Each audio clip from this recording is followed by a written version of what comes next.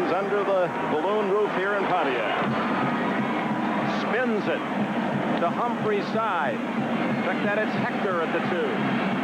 Hector gets to the 21, and that's all. Freeman McNeil will not start at the moment in uniform, but a cheerleader. Quarterback Ken O'Brien, number 1 in the National Football League, brings his offense onto the field, protected by the little general Fields in the middle, Sweeney and Alexander the guards, McElroy and Powell at tackle. Al Toon, the rookie from Wisconsin, Wesley Walker, the veteran, on the outside. Mickey Schuler is the tight end, with Hector and Page, the runners behind O'Brien. O'Brien dumps it off to Page as fullback, and he has 4 yards in the grasp of Jimmy Williams, number 59 from Nebraska. The Lions defense. We talk about Thanksgiving and the Lions. Now remember 1962 against Green Bay. William Gay and Curtis Green on the outside. Eric Williams for Doug English on the nose. King, Allerman, Curley, and Jimmy Williams. Williams a real star on the outside. McNorton and Watkins at the corners. Graham and Johnson at safety. 2nd and 6. Hector. No gain. Lost a yard. Williams again. Number 59, Jimmy Williams, the number 1 linebacker, the only number 1 draft pick on the defensive side for Detroit. Very quick. Watch how quickly he's over behind. That's just good pursuit and a good read on his part. Wayne Fonts, the defensive coordinator, compares him to Hugh Green, the great linebacker he had down in Tampa Bay. He said Jimmy Williams has all those same attributes and that same toughness. We'll talk more about him, but he ran a 4.34 at Nebraska, and that's sprinter stuff. 3rd down and 7. O'Brien in the crowd hits Schuler, and on 3rd down, Schuler has the first down at the Jets' 35-yard line. William Graham made the tackle. Very nice play. Schuler, a money receiver. Let's take a quick listen to Mickey Schuler. Well, how he feels about 3rd downs. Well, we'll get that later for you. Here's Schuler coming onto the outside, delaying, and a little mix-up there between he and Al Toon. Schuler getting inside. William Graham, 33, the man assigned to block him, and he's lucky to pull that ball down. Had it hooked up on his shoulder pad. 52nd catch of the season for Schuler. He leads the Jets, and he's second only to Todd Christensen among NFL tight ends. Draw play, and Hector has a hole. Picks up about 4 to the Jets' 39-yard line before August Curley, number 50, and Kurt Allerman, 95, can make the stop. There's Curley, a former Southern California star.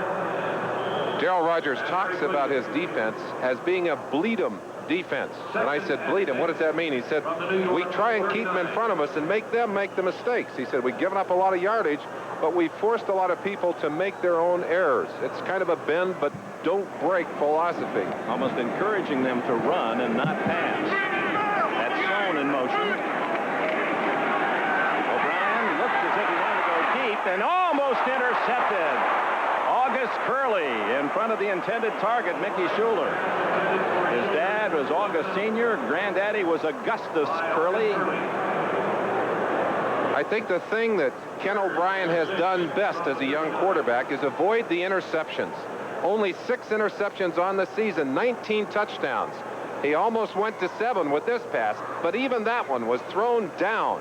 Very difficult for the defensive linebacker to get around and get his hands on the football. He wanted to go deep and then dumps it off the wrong foot, almost into the arms of Curley. Bringing up 3rd down 6.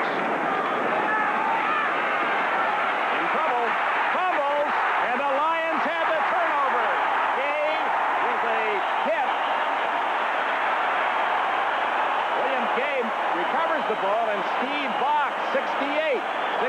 Gay with a hit, and Bach recovered the ball. The one thing that Ken O'Brien still has great trouble with is when he cannot find his receiver. There's a moment there when he suddenly panics. He has control, but watch him when he sees there's no receiver. Look at his feet. He all of a sudden doesn't know what to do. Right there, the ball is stripped out from the blind side, and Detroit has the big turnover in field position. All year. there. First down at the Jets 37. James Jones from Florida, #1 pick a couple of years ago. He leads the Lions in rushing and in pass receiving. He's caught at least one pass in every game that he has played here in Detroit.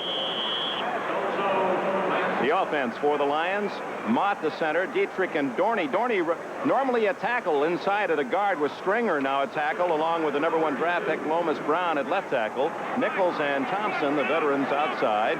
Lewis, the tight end, with Moore and Jones behind Eric Hipple. Second down 5. Hipple's first throw is to Jones, so he continues his streak and has the first down at the Jets 23.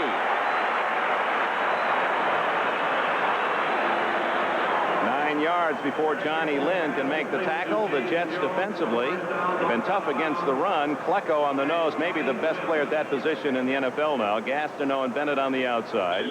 Charles Jackson, Kyle Clifton, Lance Mel playing, though injured, and Rusty Gilbo, the linebackers. Bobby Jackson with a bad neck, and Johnny Lynn at the corners. Springs and Hamilton play the safety spot. First down, Detroit at the Jets 23. Jones just inside the 20-yard line, a gain of 3 before Kyle Clifton from TCU can make the tackle. 2 runs in the first set by this Detroit team right at Mark Gastineau. I think 2 things they're trying to do. First, they want to freeze Gastineau, take away his great pass rush, but also they want to make him play the running game. They want to find out if he can stop James Jones, and Jones is a fine running back, gained over 100 yards earlier in the year in back-to-back games against Dallas and Miami. Second down 7. Play action. It's Leonard Thompson, and he has it first and goal at the New York 9-yard line. Leonard Thompson, who has played in over 150 consecutive games with the Lions. Bob Greasy talked about comfort and confidence. Great confidence here. Leonard Thompson just makes a little wiggle and gets stopped up out there in front of Johnny Lynn, and then pops down and gets that ball all the way to the 9 before they get him on the ground. Thompson with a good inside move. First down, goal to go at the 9-yard line for Detroit. Just underway here in Pontiac Silverdome. Jones runs right into his own blocker, and there's Marty Lyons, 93, from Alabama, to make the tackle. Detroit has had trouble blocking the even man lines, the 4-man line. I would expect that Bud Carson, who has looked at a lot of film, even though they didn't have much time to get ready, will be employing quite a bit of 4-man line here today. Hipple from Utah State. They produced another pretty good athlete named Merlin Olsen a few years ago. He sets his line at the 9, second down.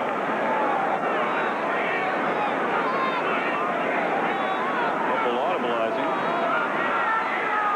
And throws to David Lewis. Stops at the 1-yard line. 5 Jets to push him back, spearheaded by Lance Mel and Kyle Clifton. It'll be 3rd and goal at the 1.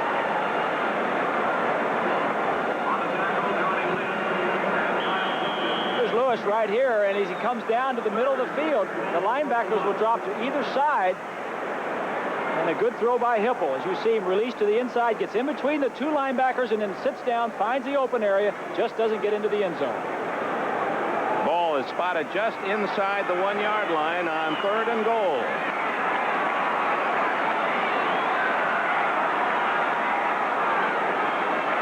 Hipple throws wide open, and Rob Rubick drops the ball. Rubick, a second tight end, all alone, and could not tuck it away for the 6. And so the Lions will go for a short field goal. They had the perfect call, little play-action pass, and Lance Mel, who's still playing on that bad arch, could not make up the ground. He gets caught in traffic. He's trying to come across to the inside, but the pass is dropped. And oh, how costly that is. They'll have to go for the 3. Rubick has only 2 catches all season long. That would have been his first touchdown. Eddie Murray hits his 8th consecutive field goal. You know, he's 22 for 26 this year. And the Lions actually settle unhappily for 3. Don't tell me you know about turbos until you go have some fun with this little puppy. The turbo on Mazda's new 626 GT is a new design at light points per game. At home, you're going to win most of them, as the Lions have been perfect here in the Silverdome, but on the road, 11 points a game, and that includes 28 in their only road win at Atlanta. You throw that one out, and they've averaged just about a touchdown a game playing away from this building. They take an early 3-0 lead on Murray's 19-yard field goal. That is not a good statistic, a 19-yard field goal. That means you were close and didn't get the 7. Murray lines it to Humphrey's side, and it becomes a very good kick. Jets will take over at the 20-yard line. A reminder, we'll be selecting the Budweiser Most Valuable Player in today's Thanksgiving game.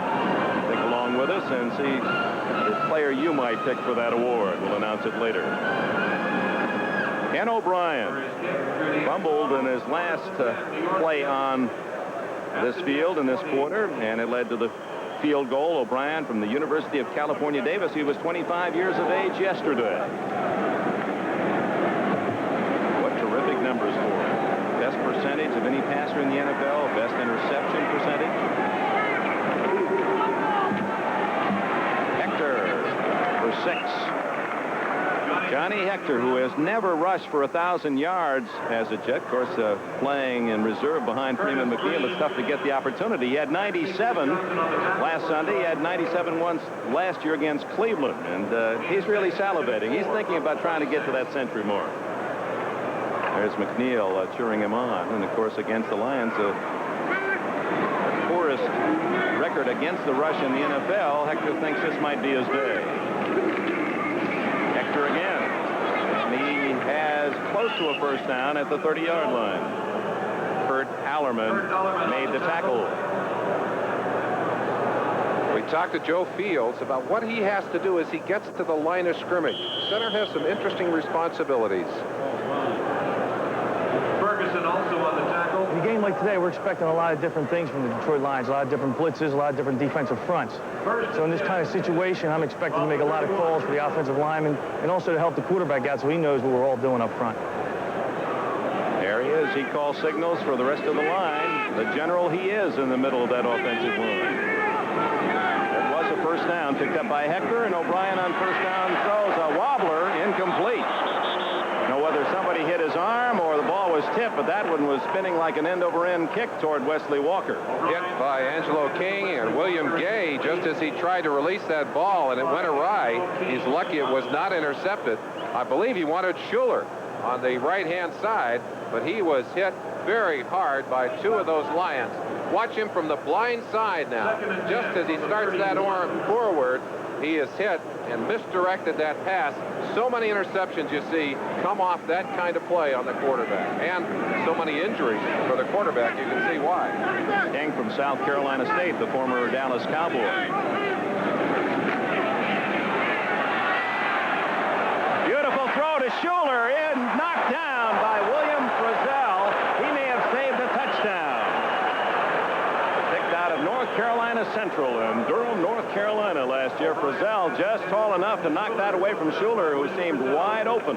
One of the most difficult things to teach a quarterback is what kind of pass to throw in given situations.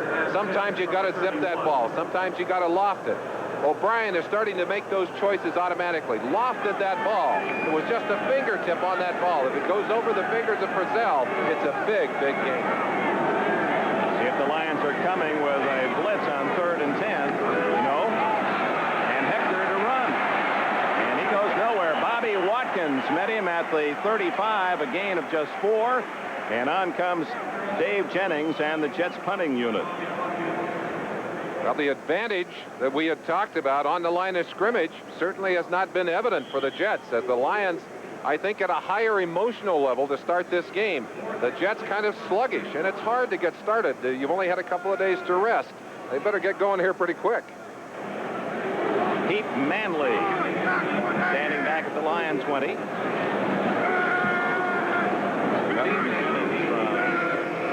St. Lawrence University. Kick it, he'll deliver about the 25.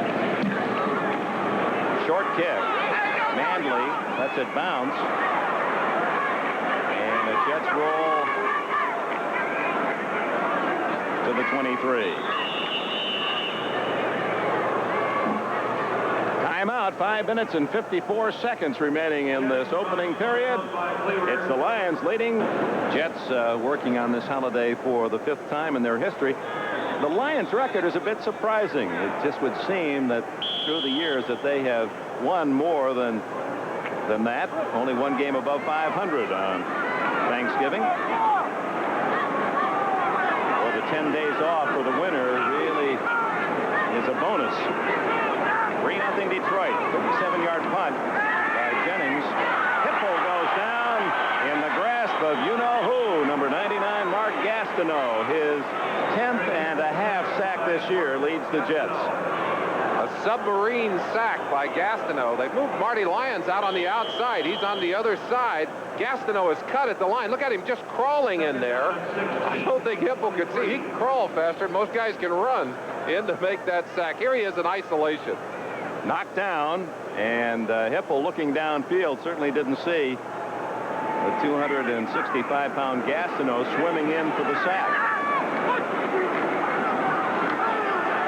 Hipple has a man wide open, tight end David Lewis, and the second-year receiver from the University of California is close to a first down. Johnny Lynn made the hit. 16 yards on the play. The offensive coordinator for the Lions, Bob Baker, calling a good game so far as he mixes his plays nicely. That particular situation, they caught the Jets dropping off deep.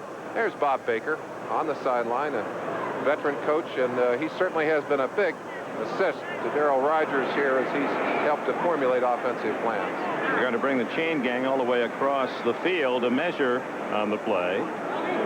Dick, we talked about the Lions defense being a bleed 'em defense, a bend but don't break defense. On the other side, the Jets, what I would call a pressure defense. They try and make you play on a short field. They tend to bring everyone up and squeeze you, push on you. However, the one thing they're concerned about, and of course you see the first down being signaled. The one thing they're concerned about, they've had so many injuries in their secondary, you've got to have some continuity there if you want to play that bump and run, if you want to play tight. They're concerned about Bobby Jackson lasting out the day, has a neck injury. So we'll keep an eye on some of those Jet defensive backs. Both Jackson and Mel, the inside linebacker for the Jets, playing hurt, will go as far as they can. First down Lions at their 39. To the 42. Asked him about this holiday, and so many of the players asking us to say hello to their families watching around the country today. And James Jones said, my mother, I got to thank her, down in Fort Lauderdale, Florida. She raised us while Dad was off earning the dollars driving a truck, and it was her inspiration. And never acknowledging the fact that things might be tough gave me a feeling that I'll carry the rest of my life, and certainly has been part of his great athletic career at Florida, and now as a fine player here in the National Football League. That story to be repeated over and over in both locker rooms. Jones again to the 44. Rusty Gilbo with the tackle. It'll be 3rd and 4. A chance to look at what the Jets are doing defensively as they've been stacking up on the inside. They're playing what actually amounts to a Chicago-type defense with both of these linemen just loaded up inside. Barry Bennett and here's Gastineau. They're all very tight inside. They're penetrating and pinching on the inside here, making it difficult to get that running game going. That's that 46 defense we've seen Chicago run. Hipple is in trouble and just gets it away, and what a catch by Jones at the 50. A first down at the Jets 43, and what a play by Hipple under pressure. That was a basketball shot he threw to Jones, who makes a one-handed catch and 13 yards, but a flag is down. You ask a quarterback what he's thinking about when they're coming at him, and he told us yesterday, he said, you've got to concentrate on the receivers. You can't think about what they're going to do to you when they get there. He has been so abused during this season. in our opening. Illegal You saw the formation, shot he took earlier, and we just heard the announcement they're going to call it back because of a penalty. But from the other side of the field, you see the pressure. You realize what great concentration it takes and what a great catch that was with one hand by James Jones. But it's called back. Rich Stringer, the right tackle, and he's assigned primarily Mark Gastineau today, guilty of holding. 3rd and 10 for the Lions. Draw to Jones.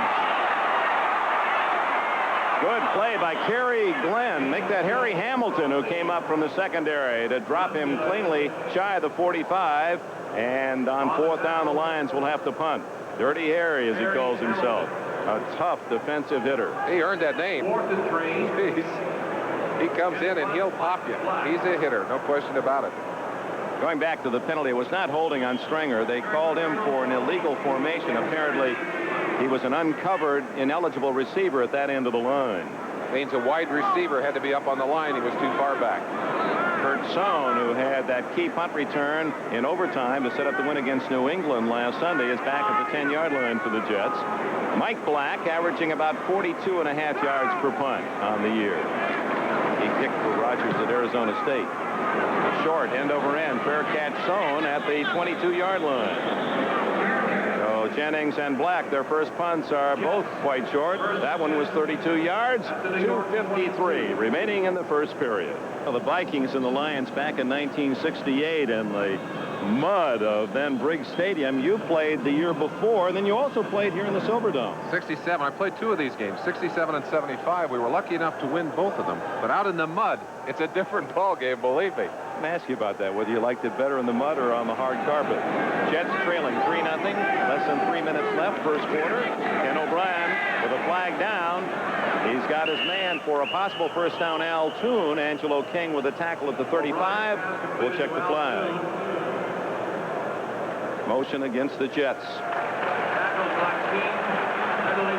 Well, their holiday spent with a lunch pail as well. Chuck Eberling's crew of Messer. Illegal motion. Number 44, offense. Johnson, 5 yards, Orem, first Jury, down. Dodes, and Skelton.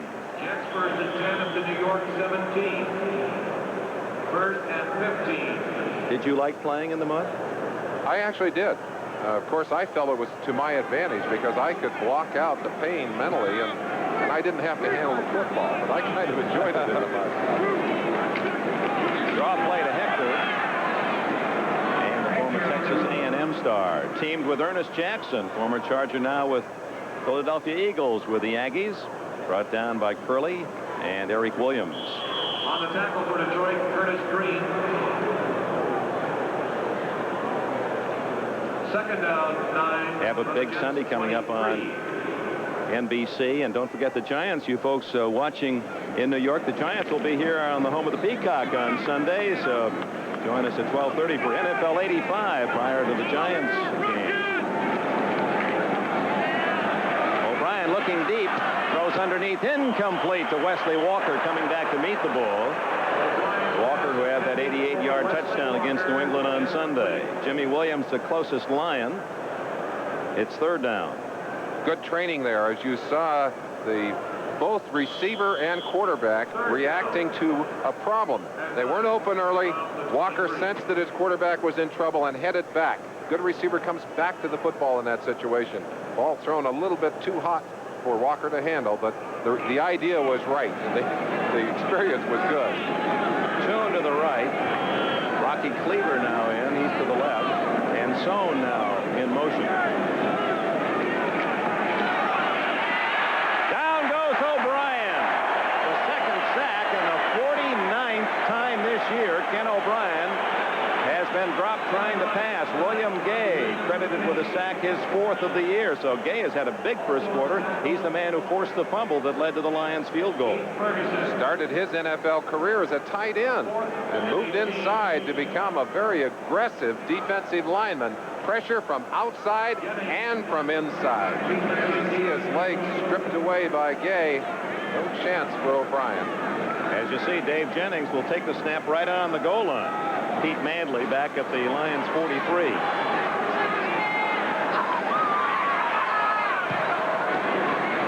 Short kick. has a chance to return. Juggling reception. And now dropped at the Jets' 40-yard line. So good field position for the Detroit Lions. 34-yard punt. 8 yards on the return by Manley. 1 minute, 11 seconds remaining in the first quarter. And the Jets are down to Detroit 3-0. Up this weekend. James Jones gains a yard at best into the grasp of Joe Klecko, or Jim Jones, as he called himself back in his semi-pro days. That was an interesting feature by Ahmad Rashad as he chatted with the likable Klecko. And also Joe Klecko. Here is Joe Klecko, number 73, in that angled position, that Steeler position. You see him just throwing Mott to the outside, and Klecko there to wrestle down the running back. A tremendous combination of quickness and strength.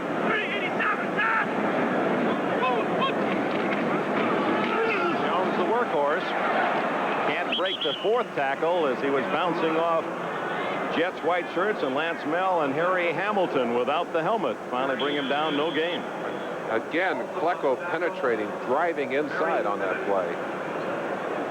Joe Klecko, a possible passing situation on 3rd and 9. This is where he's so tough. Darrell Rogers was saying we almost have to sign 2 men to block him, and that leaves Lance Mell an uncovered defender. As the gun sounds, the end of the first quarter here at the Silverdome in Pontiac, Michigan. The score in this Thanksgiving traditional, the Lions 3, the Jets. A passing situation, 3rd and long for Eric Hipple against 6 defensive backs. Over the middle, what a catch by Mark Nichols, and a first down at the 26-yard line. Nichols' first catch of the year. Let's see how he got open, Bob Greasy. Well, Dick, Mark Nichols right here, lined up right here. The linebacker will blitz, leaving this whole area open. He's just going to run to the middle of the field, and it's a very good throw by Eric Hipple. See, the linebacker blitzes, leaves the middle of the field open. He releases to the inside and across. Good throw out in front of the receiver. Big first down for Detroit. Nichols from San Jose State. Excuse me, Dick, something we didn't see. Hipple leveled again. He's been hit a number of times, and he's got sore ribs. He's got a sore body in general. Doing all the protection he can get, he says. Fires open again. Leonard Thompson, he has a touchdown!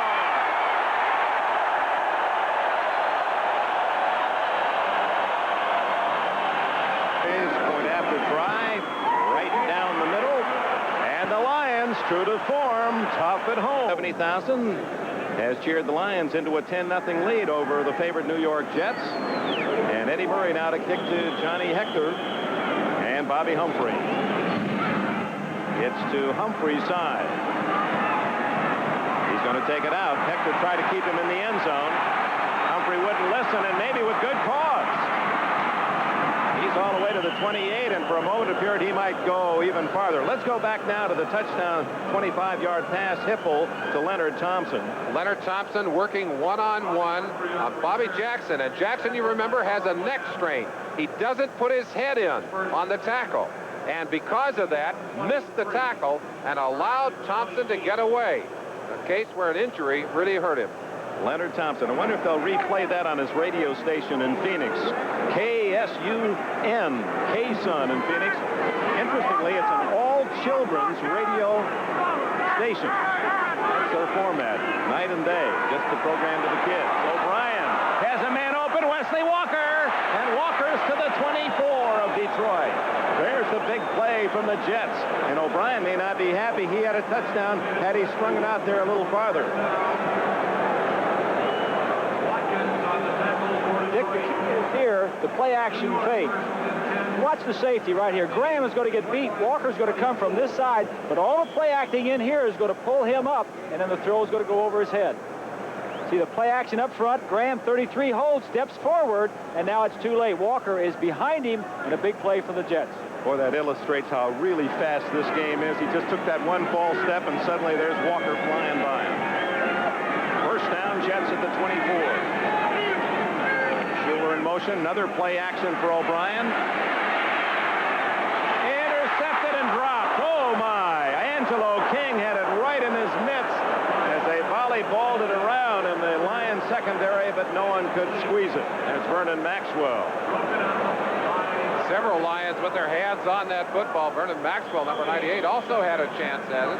We'll see it from the other side of the field. O'Brien, I think, deciding he wanted to run here at the last minute, seeing a receiver open, flicked that ball, but thrown a little too hard. Oh, it's right in your hands, and you've got a chance to keep going with some open field. It was Maxwell, the number 2 pick of the Colts a couple of years ago out of Arizona State.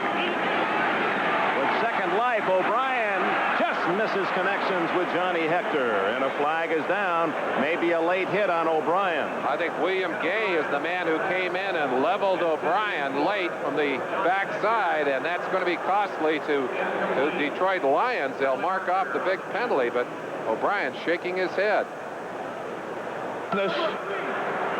Unnecessary roughness, roughing the passer. Number 79, defense. First down. Gay on O'Brien, and you can feel this 10 yards. New York Jets, first and 10. Ooh. Oh, he gets sandwiched and a whiplash tackle. Eric Williams was in there as well, and he was holding O'Brien from one side, and Gay delivered the crushing blow. It's a 15-yard penalty that takes it down to the 12-yard line, and a first down with it.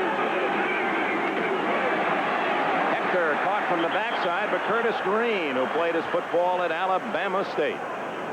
We talked about the bend but don't break philosophy of this Lion defense. Well, they kind of changed their whole philosophy when they get inside that 20-yard line, and they suddenly get very aggressive. They come with the blitz, as they did on that play, throwing Maxwell very aggressively from the outside. It was his penetration that really broke up that play. Toon to the right, Walker left. O'Brien looking for Toon. Instead goes, almost intercepted by Bobby Watkins as he cut in front of Mickey Schuler. Schuler, the tight end, crossing. And Watkins played it very well, number 27 from Southwest Texas State, the Bobcats, who were the Division II national champions 2 years ago. O'Brien has very good rapport, good feelings on these kind of downs for Mickey Schuler. On this particular down, Schuler fighting as hard as he can to get away. But I don't know that O'Brien saw that shot from Bobby Watkins. Bobby drifted into that picture. Quarterback has got to see those other defenders coming in like that. Now the crowd into it.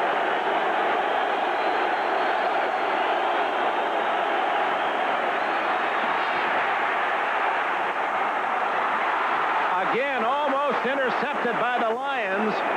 John Bostic had it. William Frizzell was there as well.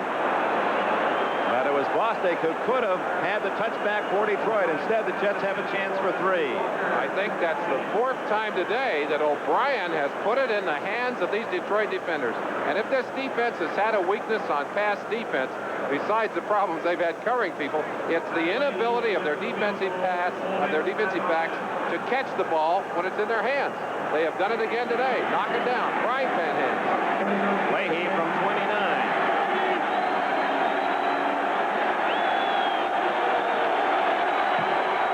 The New York Jets have their first points of this afternoon with 12 minutes and a tick left in this first half. It's the Detroit Lions 10, the New Lions defense. Harrison, Brown, and Sam Williams, Darius McCord, Joe Schmidt. Oh, what a kick. A.J. Jones, if he lets that ball go, actually his foot was out of bounds, so the ball should be out of bounds to get it at a chance to kick it over again with a 5-yard penalty. I think they're saying because he had one foot out of bounds that that's exactly what's going to happen. We'll let the officials sort it out. There's the penalty flag. Yes, it'll be an illegal procedure call against the Jets. There's a break for the Lions. Awareness. You've got to know where that sideline is. Had his feet just barely been in bounds and he'd taken the step out of bounds, they would have had to put it into play inside their own 5-yard line. I don't think he knew where that foot was. He was lucky. He really was. So, Jam Jones, A.J. Jones. This is a tough Lions team. They have a June Jones and a John James and an A.J. Jones.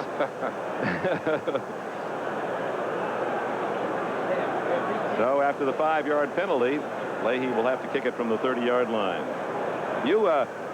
you were saying that Roger Brown, who was such a great tackle with the Lions, we saw that shot as they embraced Bart Starr. Then you had to play again. You played offense that year? Well, I played defensive tackle, and I started all through that year. But we were getting ready to come to Detroit. Our coach was mad at our 2 starting guards and the starting center, benched them, put some defensive players in those positions, including me, and told us we were going to play both ways. And he said, "And Merlin, you're going to play on Roger Brown." And I said, "What?" Who was he mad at? Leahy kicking again to Jones, former Texas star at the 20. Ooh, as he ripped at the 25, and he's to the 27 in the grasp of Tom Baldwin, number 95. The Jets again starting deep. Well, they've started deep in their own end. The Lions have had the better field position. This is so often a game of field position, Dick, and the Jets praying for a chance to start early or start out in the middle of the field somewhere. The Lions, on the other hand, have had tremendous field position all day long. Here they are again. Not in great field position. This is about as bad as they've started all day long. There are the drives. Started on their 37, the 29, 39, and their 27. Good field position all day long. Twice in New York territory, and those two led the scores. Knocked away.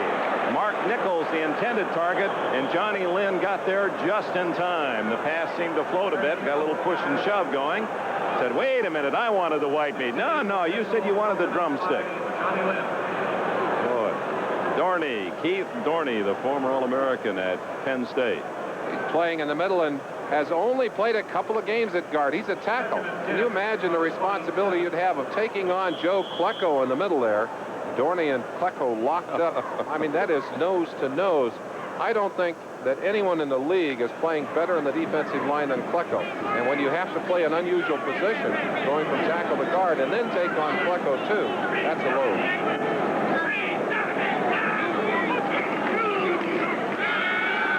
Hipple to Thompson, incomplete. And again, the Lions ever so close to making connections, but Bobby Jackson and Kirk Springs got there in time to knock it away.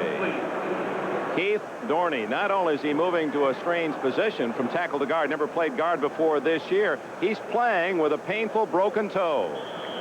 Just go out there and you do the best you can. Certainly the toe's going to hurt a little bit, but you just have to try to block it out and go out and do your job, regardless of how your toe feels. Look at the way those feet are being jammed around. I saw him get stepped on in practice on Tuesday, and the pain, he jumped clear up off the ground, said a few things that I was glad to be able to close my ears to. Like a long-tailed cat in a room full of rocking chairs with that bad toe. Oops. Stringer, number 71, the right tackle, will move back, and that'll cost the Lions 5. False start, number 71, offense. Go inside. The tremendous pressure. A lot of these players are wearing basketball shoes, not football shoes. There are the feet of Stringer right there, moving too quickly. But look at the kind of quick foot movement, the kind of feet, and look how they're stepping all over on each other. Dorney glad to get out of that one without that toe aching anymore. Now, anyone who's ever had just a bad toe or a sore toe knows how tough it is to get around walking. Here's a man playing football with 200, 300-pounders jumping on you. He does have some medical help, though. I'm sure they put some painkiller in that toe. 3rd and 15 for the Lions, who lead 10-3. 11 and a half minutes, first half. Wide open and a first down. Pete Manley from Northern Arizona, the number 2 pick of the Lions last year. He's starting to deliver here late in 85.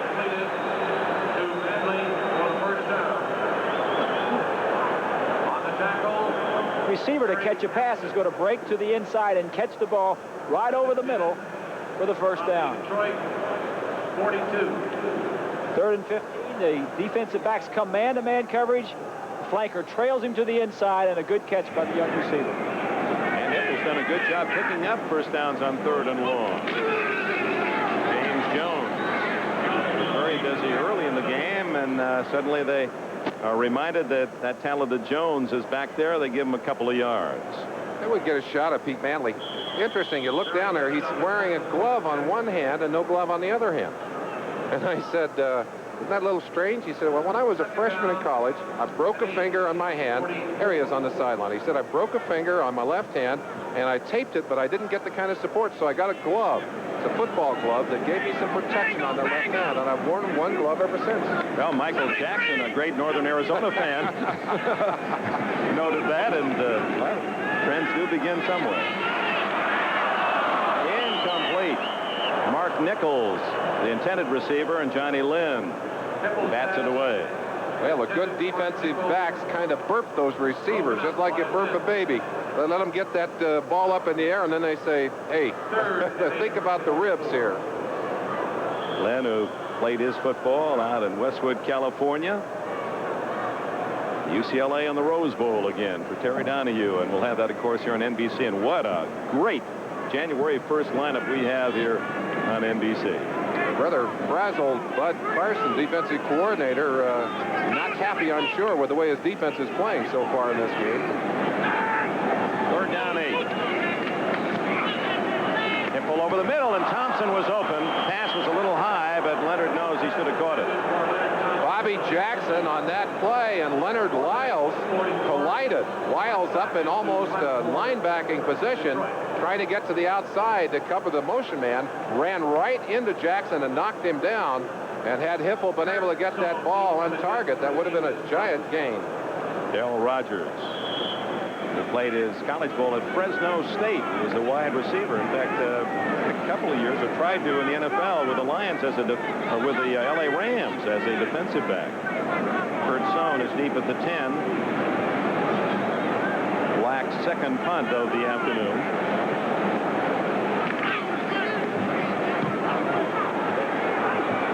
Sohn, fair catch at the 23-yard line.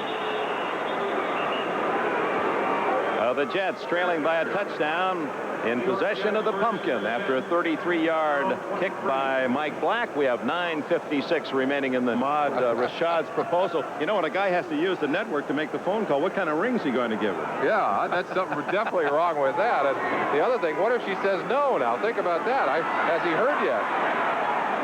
Well, Johnny Hector rings the bell for about 8 as he's to the 31-yard line.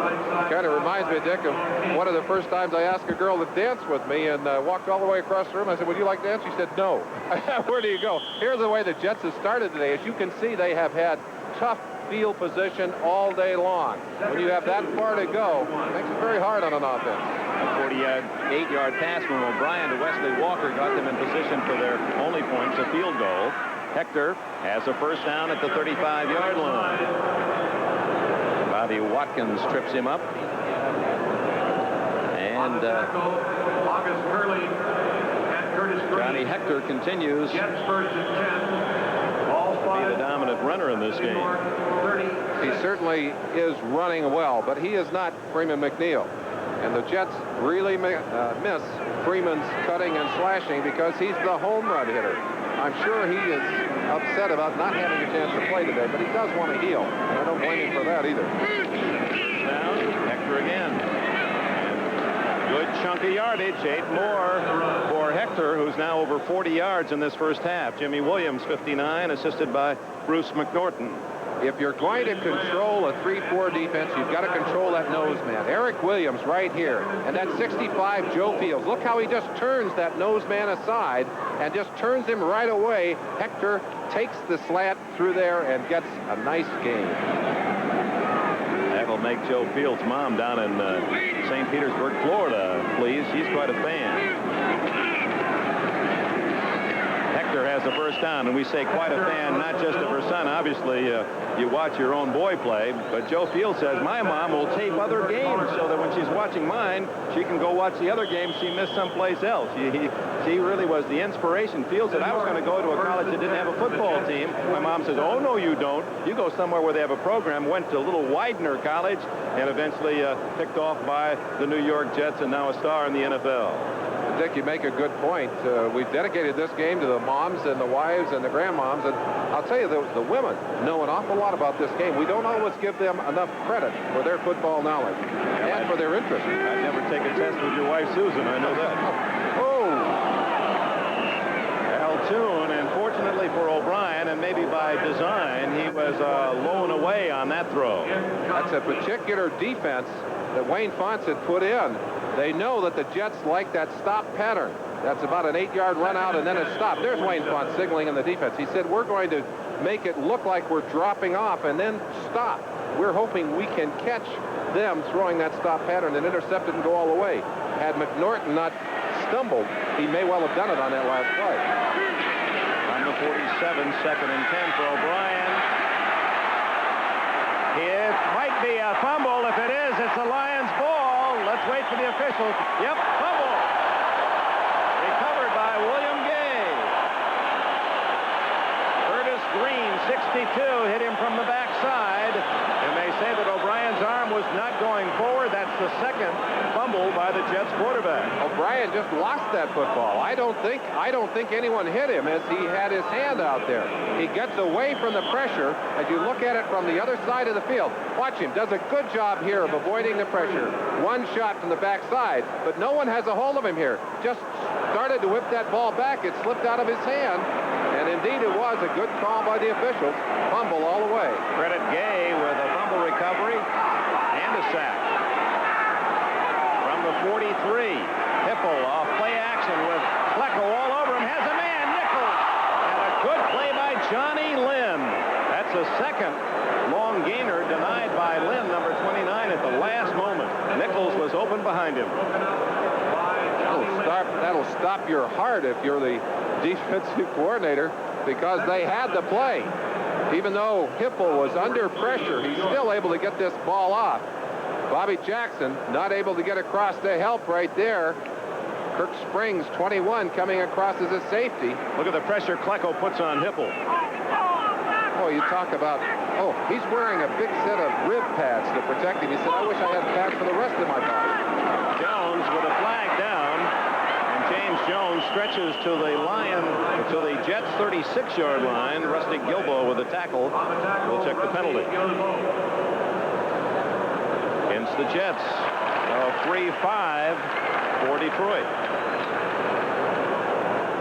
There's the jacket being worn by the Lions quarterback. Hit so hard earlier in the season by Milt McCall when they were playing the 49ers that his back actually went into spasm. Offside, number 73. Defense, 5 yards, still second down. Not only his back in spasm, but he separated the rib cartilage. Painful injury. Last week, some of you who watched our opening saw that vicious shot he took from Scott Brantley that just separated ball and helmet, and he lay on the ground for a long time in semi-consciousness. Hipple is one tough quarterback. He said if you'd have seen him coming, he might have been hurt because he would have braced himself. He said, I didn't even see him. Boy, he felt it. 1st and 5. It's to Mark Nichols, and the Lions have another touchdown.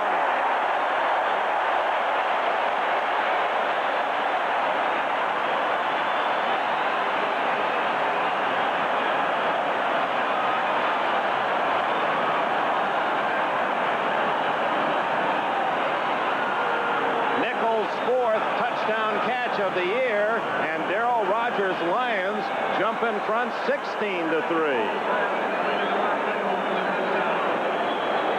Mark Nichols going down. He's isolated right here. Jackson tries to get in front, makes a bad decision defensively, tried to get in front to knock that one away and did not make it. Eddie Murray tacks on the extra point. Now the Detroit Lions. Springs. The play action is going to go this way. As Hipple comes back, Springs is going to run away. Nichols will come from this side and make the catch. We see the play action. Springs runs to the right side of the field. Hipple throws the ball very quickly way to the inside, gives the receiver a lot of room to run to, and he outruns Johnny Lynn. Springs gets there too late.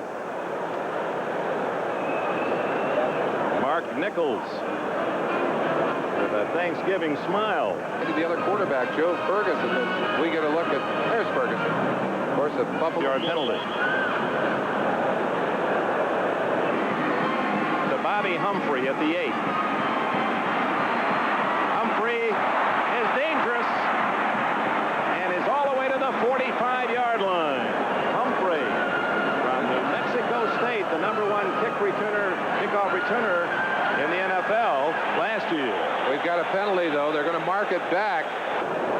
It It has been a long first half, and now he knows how Don Shula, Tom Landry, Bill Walsh, Bud Grant, the teams that have come to this Silverdome have really tasted unusual punishment from the Lions. They will block number 59 on the receiving team, first down. And yet you ask those same teams and others who play the Lions on the road, and they say, how can Detroit be 6-6? Well, you're learning today. You certainly find out. They play better at home. I think that's the secret. O'Brien to Schuler. To the 19-yard line, close to a first down. Ellerman and Curley with the tackle. Curley on the tackle for Detroit. They may have to measure. No, they say he has the necessary yardage just shy of the 20. You ask, how can a team be so much different from week to week even, as opposed to at home and away? It's emotion, I think. That emotion plays a big role. Hector darting into the secondary and slammed down at about the 29 after a 9-yard gain. Demetrius Johnson, number 21, with a hit. High up above the floor of this stadium, the man on the far right, Rich Kotite. Kotite, the offensive coordinator, sending the plays down. Over on the far left, that's Bad Rad. Radakovich, who coaches the linebackers for this team. Two of the brain trusts here. 2nd and 1. And it's the fullback Tony Page with a rare carry. The second-year man from Virginia Tech has a first down at the 33. Usually don't call Page's name until they get into a 1st and goal situation. He has 7 touchdowns, as you can see, on limited carries. Zeke Bratkowski, he's the quarterback coach. He's done a good job with O'Brien. You see him signaling in the offensive play to the quarterback. Both Walker and Toon to the left. Give it to Hector. Breaks a tackle in the backfield as William Gay slowed him down. And Hector did a good job to pick up a couple of yards before Eric Williams, 76, could secure. Take a look at William Gay, Dick. One of the reasons why this play doesn't work is penetration into the pocket. As the guard pulls, the runner's going to come this way, but watch William Gay, 79, penetration into the backfield, gets a part of the runner, and that throws off the timing of the play, and his friends get there to make the tackle. Also got a part of the guard, Dan Alexander, to hold him up.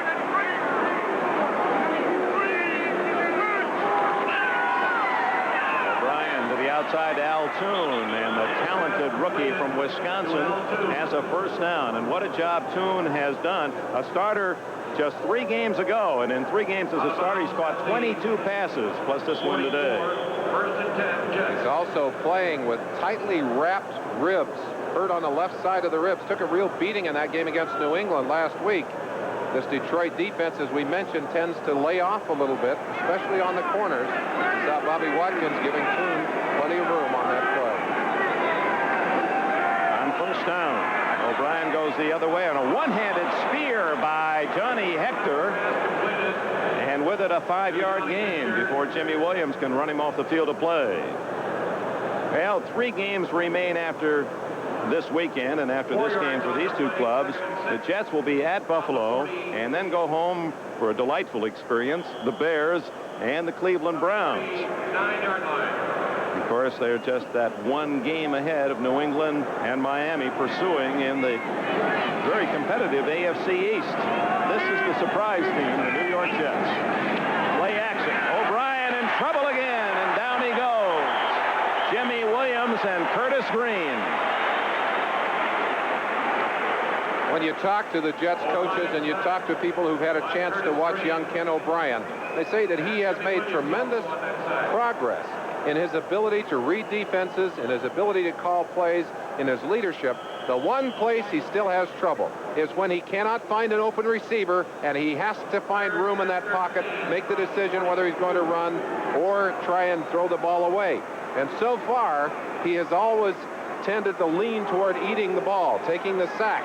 Well, that's better than throwing a bad pass, but he's got to learn how to throw that ball out of bounds.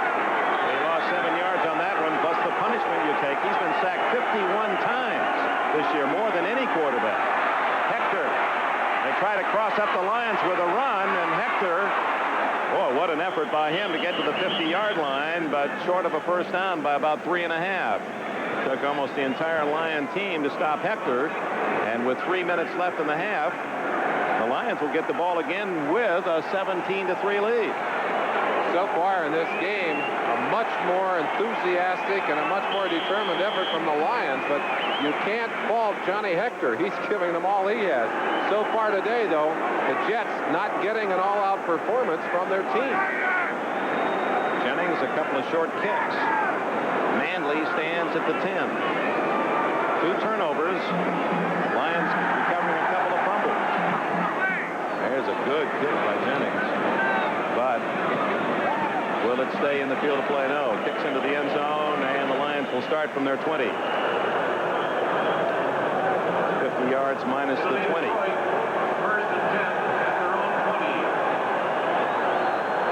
20. Jennings, excuse me, Dick. Jennings, I think, hoping that one of his players could have gotten over there. That ball stayed in the field of play long enough for someone to down it.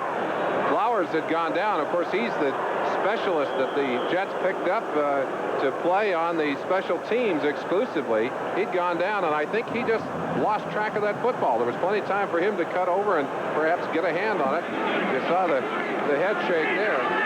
Jennings.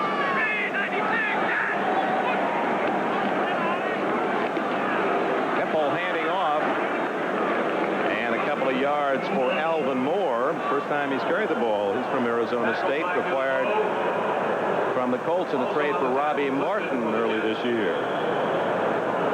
Ticks down toward the 2-minute warning. 2nd down and 8 for the Detroit Lions. But it's been a Lions typical first half at home, and that's how they have beaten some quality teams. The Thanksgiving version of the wave here at the Silver Dome. The Lions in their 6th possession. As you can see, they've scored 2 touchdowns and a field goal and punted twice. They've not turned it over. It's 2nd down and 8 at the Detroit 22. Jones hit by Mel. Lynn supporting at the 24-yard line, and the Jets will use a timeout. 1 minute and 53 seconds remaining in the half. The Jets hoping they'll get one more chance to cut into the Lions' lead. Clock here in the first half, and the Jets hoping they can stop Hipple, and the Lions get the ball back with 1:52 remaining.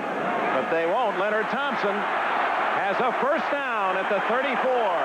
Bobby Jackson with a tackle. And now the clock will run, 1:42, and now the Lions may try to move and add to that 17-3 lead. The Lions, I think, who would have been content with that to go into the locker room, now have field position. They have the advantage here. Although the clock is ticking, they haven't called a timeout. Nice play as they bring the receiver all the way across. Thompson, who was running that play beautifully on Tuesday in practice, makes it work here in the ball game. Down. Will throw. This time to Alvin Moore.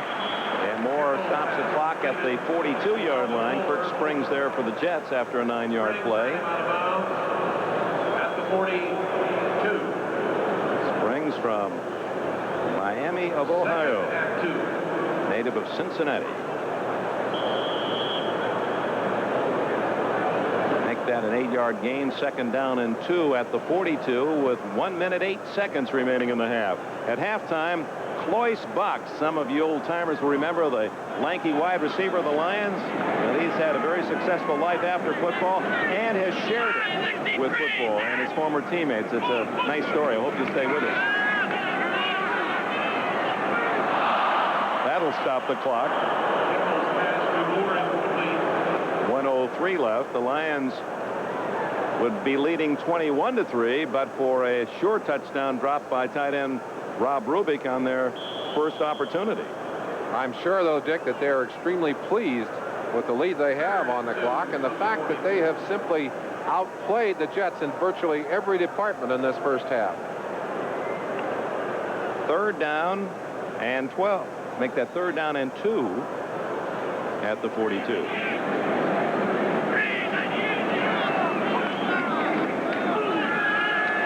Hipple looking for Thompson. Almost intercepted by Kirk Springs.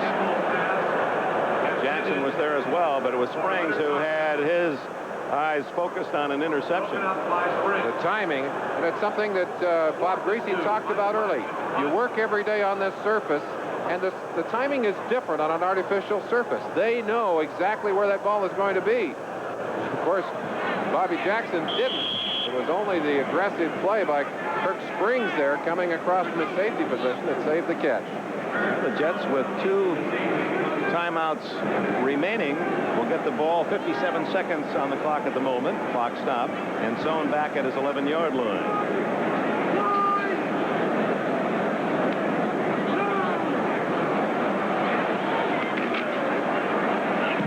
Mike Black, a line drive. Sohn racing up to the 22. Now looking for the wall. Can't find it. And is down at the 27-yard line. Carl Bland and William Boo Boo Frizzell made the tackle. It was a line drive kick that many felt cost this Lion team a victory last week. They needed to keep the Tampa Bay Bucks pinned down. Black hit a line driver and allowed the Bucks to get down to put the winning points on the ballgame, the tying points on the game, and eventually to win it. And earlier in the year, the same problem. So Black, I'm sure, will get instructions as he heads to the sideline about getting that ball up in the air. And stay with us for NFL 85. You'll gobble up the Turkey Awards of Pete Axel. Did he trap it? Yes. Incomplete pass to Schuler, who did a good job of trying to quickly trap that ball and tuck it home. It's like a catcher moving that ball back into the strike zone. No question about it. It does come off the ground here as he goes down to try and scoop it. Saw it bounce in, and the officials alertly on the spot to call it incomplete. 42 seconds left. 2nd and 10 for the Jets. They trail 17-3. Rocky Cleaver. That'll be enough for a first down at the 39. Angelo King and company with a tackle, and the Jets spend. No, they do not. They're letting the clock run. There now they stop it. They have 1 timeout remaining. No, they don't. I saw the official wind it up.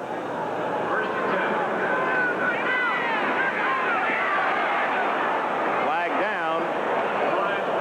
They have holding or a roughing penalty against the Lions. Hector catches the ball, and the clock stopped on the penalty with 16 seconds left. Demetrius Johnson made the hit.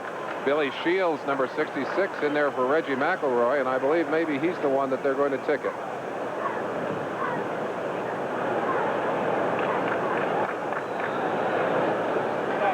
Holding offense number 66. 10 yards, first down. Boy, you don't miss very often on those holding calls, do you, big guy? I'll tell you, I got held enough times that I kind of see those hands go out, and I see guys drug down. But we talked earlier about the day I played against Roger Brown. I held like a son of a gun. The first admission. Written apology on its way, Roger. Who later joined Merlin as part of the fearsome foursome out for the Rams. Small world. Hector. The time running out, and Hector springs a long gain to the 45, and the Jets do call time with 9 seconds remaining. And Hector, 16 more yards, so it appears that Hector is going to get his 100-yard day, but it's empty so far. 83 yards for the half for Johnny Hector. Well, it would appear that Walton O'Brien, with 9 seconds left, will try to go for the quick pass, maybe toward the sidelines, although they have a timeout remaining, maybe a 20-yard gain, and hope that Pat Leahy can come in for a long field goal try. Plus 20 is the best in the league, the Bears, in the turnover table. The Jets are second best with a plus 13. But they were the best in the league in the giveaway department. And, of course, the problem that they've had today, the 2 that they gave it away. Here are those 2 plays where O'Brien fumbled the ball, both of which ended up giving the Lions good field position and giving the Lions points on the board. That first one, a fumble. This is the second play where he just lost the ball as he's trying to get it up to throw it. Both of those, of course, recovered by William Gay, who's had an outstanding day so far. One led to a field goal, another a touchdown, and the 17-3 lead. And so the Lions protecting the ball. No turnovers, and the Jets best in the AFC. And there goes O'Brien down, and with it any hope of a final score in the half for the New York Jets. Another sack, the 5th of the first half for the Lions. And William Gay, if memory serves me, has 3 of those. He had 3 all year and 3.5 against New York today. Happy Thanksgiving, William. Treat for the whole family tonight. A public proposal to Felicia Ayres Allen of The Cosby Show. Hey, Ahmad, you got to be sharp. Get that little piece of Kleenex off your chin. Well, the man is falling apart. In the days prior to his proposal, he was easily one of the coolest, most suave guys around the National Football League. He's a mess now. I mean, he just can't pull himself together. But you'll be happy to learn that Felicia Ayres Allen, Claire Huxtable of The Cosby Show, is ready with her answer. Felicia? Yes. Yes. Yes. I'm cool. But you know, I'm starting to feel some of that momentum that the Detroit Lions have out there. I guess in my best Dick Enberg impression, oh my. So when's the happy day? We don't know yet. We haven't set a day yet. I guess we haven't set a day. Have you set a day? No, don't say it. If you have, just be quiet. Tell me first. I guess I'm being quiet here, I guess. Do I have to ask your television husband for your permission? As a matter of fact, I did. I spoke with Bill, and... Bob Greasy is helping Ahmad towel off. And Bill says he's very pleased. Will Bill Cosby give the bride away? Yes. Oh, nice touch. Now, It's the first opportunity of this second half. The Lions 6-6 fighting for a chance at a wild card, and the Jets battling to stay in first in the East. And Manley bounced out of bounds at the 24-yard line. First half statistics, Merlin Olsen, and just one big number, and that's the second to last column. Turnovers, really the situation, and we gave you a look earlier at the kind of field position that these teams have played out of. And, of course, the Jets basically starting way down in their own area. You see the rushing yardage, and I talked about control of the line of scrimmage. Certainly favors the Jets as we expected, but that has not been as big a factor as we thought it would be. 2 Eric Hipple touchdown throws, 17-3. Jones gets only a couple, maybe only a yard to the 25-yard line. Joe Klecko there for the Jets. I would like to have been in the New York Jets locker room at halftime. I would imagine that there were some pretty interesting things said by Joe Walton. He's an easygoing coach, but I think as he left the field, he was very angry. And you see the tightness of his jaws here. He's expecting his Jets to come out and show some of the enthusiasm that they lacked in that first half. Davlin Mullen, number 20, is playing the left corner. Bobby Jackson, bothered by that neck injury, not starting the second half. Hipple on 2nd and 9. Almost throws it to a New York Jet. Harry Hamilton was there for the Jets as the ball overthrown by Hipple. Hipple pointing to himself saying, my fault. The Lions have utilized that play action into the right-hand side, running a play right at Gastineau and then quickly rolling out the other way. They've been getting extra time for Hipple to throw the football, and as you can see, his numbers on the day, very good. The big number, and an area where he's had problems, interceptions, he had 0 for the day. And he's always been hot as a Lion quarterback at home. He's 18-4 as a starter here in the Silverdome. 3rd and 9. Chased by Lions. He throws, intercepted by Mullen. Davlin Mullen down at the Jets 48. There's the first turnover against the Lions, and let's see if the Jets capitalize. We speak about that big number being interceptions and a big 0. It suddenly will flash a 1 as Hipple threw a bad pass. No other way to describe it. Here it is as Mullen for Bobby Jackson gets his 3rd intercept of the year. Gastineau getting pressure there. Looked like Gastineau may have hurt himself a little bit. He's being assisted off the field, walking tenderly as he heads for the sideline.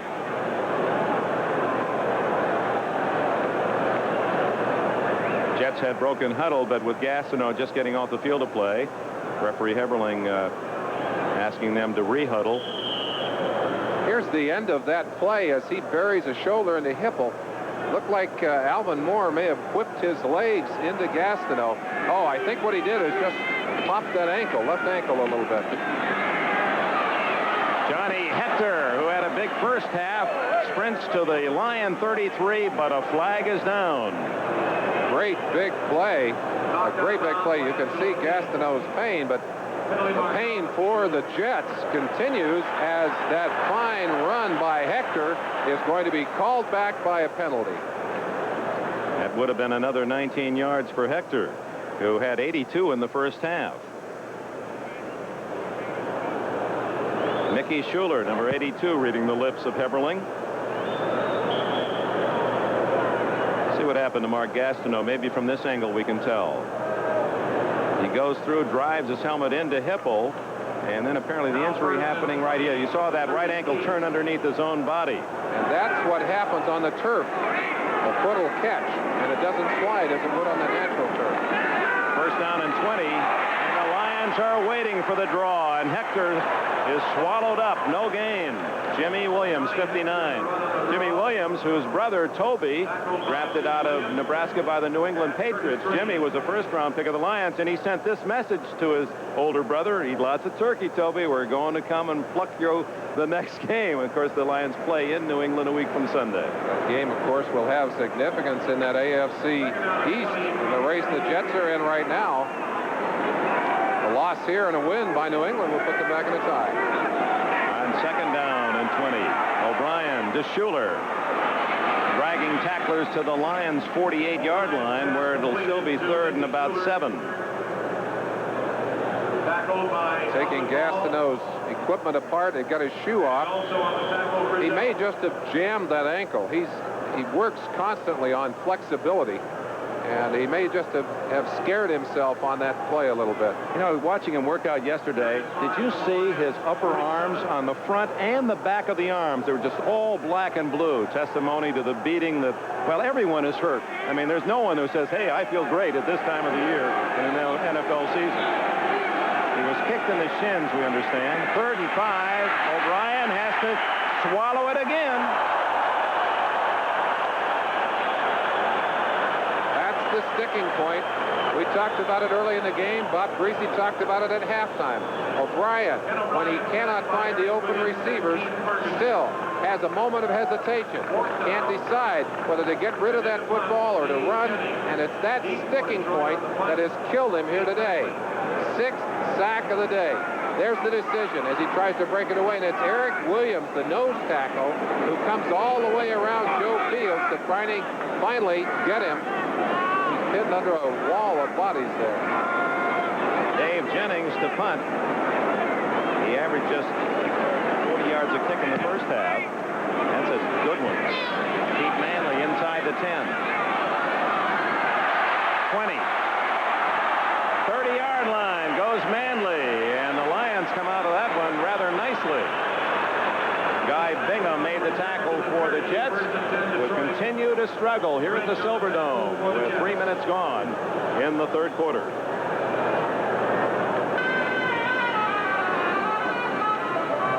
The first thing I think about is avoiding the two hawks on the opposing team's punting unit. Those are the two widest men with the first release after the punt is made.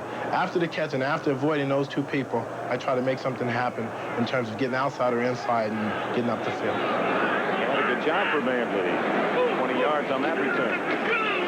James Jones, the fullback, for 3. Kyle Clifton, the tackler for the Jets. Now the Lions, 17-3 the lead, and kind of a quiet Thanksgiving Day game. We haven't heard a lot of noise from the robust fans here in Michigan, and we certainly haven't heard much from the players from New York.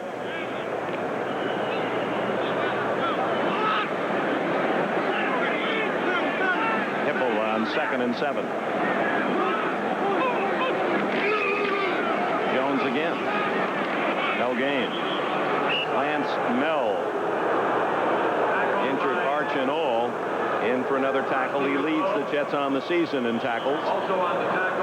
Philosophy stays the same for this Lion offense, and they realistically don't need to change it. It's been very successful. Hammering again on the right-hand side. And obviously, seeing Gastineau walk off the field with that injury, they've gone right back at him, using that and then coming off of it with either counter action to the other side or play action passing. And it's a pass down. Hipple to accommodate over the middle to Leonard Thompson.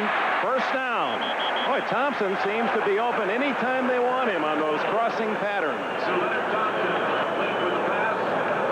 Timing patterns across the middle. They know they're going to get one-on-one coverage. It's a pressing defense that the Jets are using, and Hipple doing a good job of putting that ball well up in front. Let's look and see why Hipple had so much time. You see Gastineau trying to drive inside and come off that injured ankle. He simply could not make it. Lost his feet in the turf. Good job of blocking out there as well by Stringer. Thompson's fourth catch. Draw play and a fumble. And did Alvin Moore get it back for the Lions? Apparently he did. So Moore, who was carried only once prior to that handoff, and a bad exchange, but he was able to wrap it up and keep it in the Lions' possession. Joe Klecko gets tremendous penetration from that nose position. You see him angled there. Watch him as he drives in. Here's the man that'll come up inside. The collision is what is going to cause this fumble. Klecko right there, driving through, gets his shoulder, his fist right into that football, and Moore alertly able to pounce on it to save the turnover. Moore again on the draw, and it's wide open for him. First down at the Jets' 45. Lance Mel finally caught him after a 13-yard gain. The biggest gain of the day for the rushing offense of the Detroit Lions. They crossed up the Jets. The Jets reading pass on the play. They got that little draw play into Alvin Moore, and he gets the good yardage.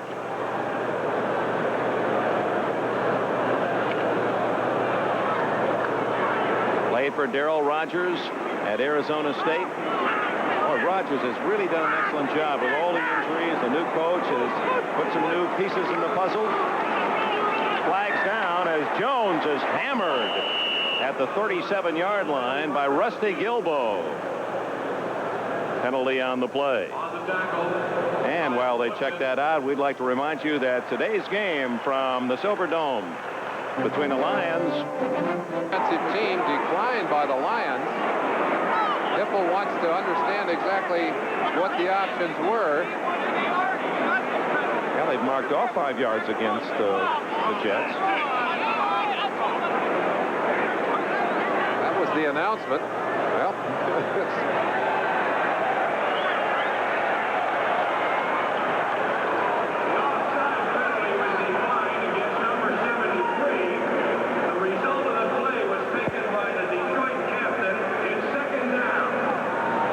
they declined the 5-yard penalty, and they took the 8-yard gain. What they're saying is the captain called it without looking to the sideline, and Rogers wanted them to take the 1st and 5.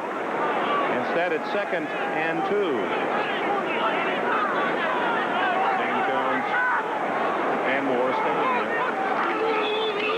And it's Jones battling for the first down at the Jets 33. Jets trying to scrape the ball away, but unsuccessfully. The ball loose momentarily on the ground, but apparently Jones able to get his hands back on it.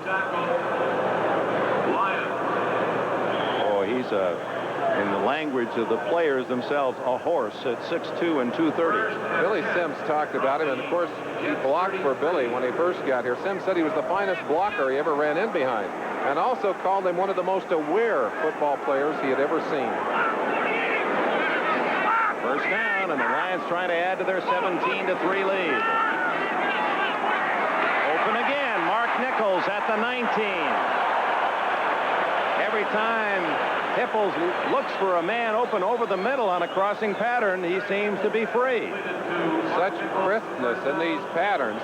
And again, I think the sense of timing that you can develop on a surface and in an auditorium, and this is almost an auditorium of this kind, they know what the footing is going to be like. They're right there with the pass and with the cut, the timing pattern that is very difficult to stop with a man-to-man defense.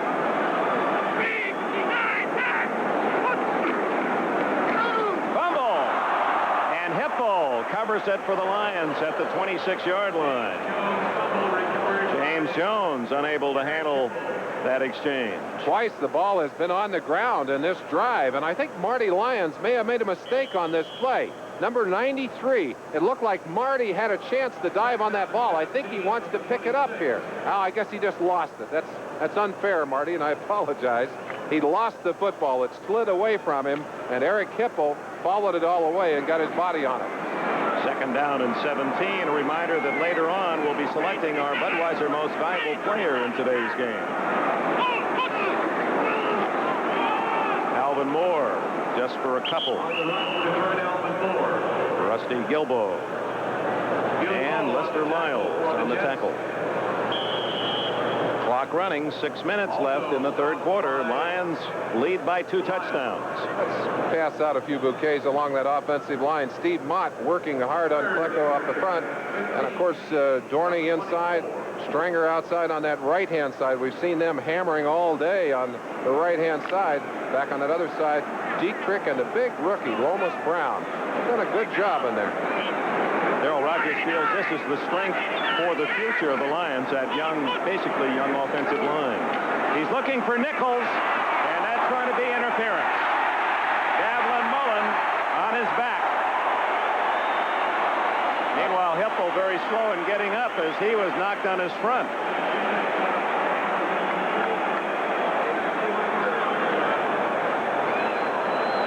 It'll be 1st down for the Lions. Trying to get the ball in here, Dick, over the middle. Now watch all these men right here. A safety blitz. Everybody is coming up the middle. Hipple had to throw it. He didn't have enough time. He didn't have everybody blocked. If he did, he could have waited a little bit longer, but the ball was underthrown, and that is really what's caused the interference. A costly mistake. I think Davlin Mullen could have let it go. I don't think it would have ever been caught, but Mullen, sensing that perhaps it would be a touchdown, tried to get over the top to knock it away and caused the penalty, pick up a 1st down just outside the 8-yard line. 15 yards on the penalty.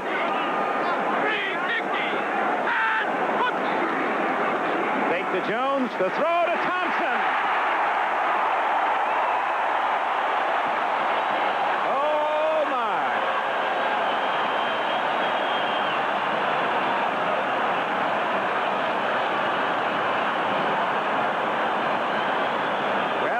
Doubters, oh sure they beat Dallas, yeah, and they took Miami and San Francisco, but can they beat the Jets? Now it's late in the year and the Jets are in 1st place. Boy, Darrell Rogers and the home cooking here in Pontiac, what a formula. Now if they can just figure out how to take the Silverdome with them on the road. That's right, if only it weren't so heavy. Murray, yeah, great move, just broke inside, left Davlin Mullen hanging and pulls it out for the touchdown. No way should I expect the Jets to be blown out this way. Hector at the 1-yard line.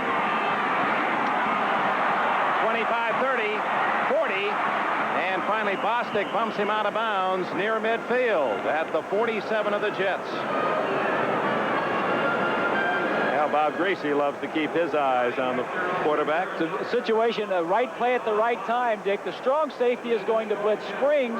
The weak safety has to go strong side, and when the wide receiver breaks to the inside, there's nobody left there to cover him. Take a look. Springs moves strong side. Thompson gets inside of Mullen. There is no help to the inside. It's just a matter of the right play at the right time. Thompson had 1 touchdown all year, and he's got 2 on this Thanksgiving Day.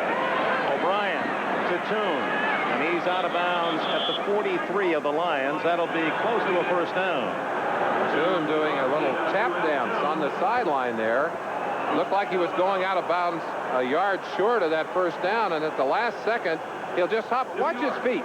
This is a rookie. He's headed to the sideline. Watch that little tap dance. He jumps down, gets both toes down for 1st down yardage. That's a very smart play. And a great athlete. He was a triple jumper and hurdler in college at Wisconsin and invited to the Olympic trials in both events. There he is again, and almost Bobby Watkins the other way for the Lions.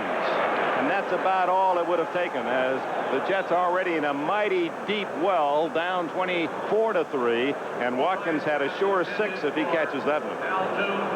The Detroit Lions continue to knock those footballs away instead of intercepting them. I'm sure Wayne Fonts wants to give his whole defensive backfield core lessons on catching the football, because they have had so many chances today and could have broken this game apart many times in the first half. 2nd and 10. Hector. Nothing there. Eric Williams, the young nose tackle from Washington State, made the stop along with William Frizzell.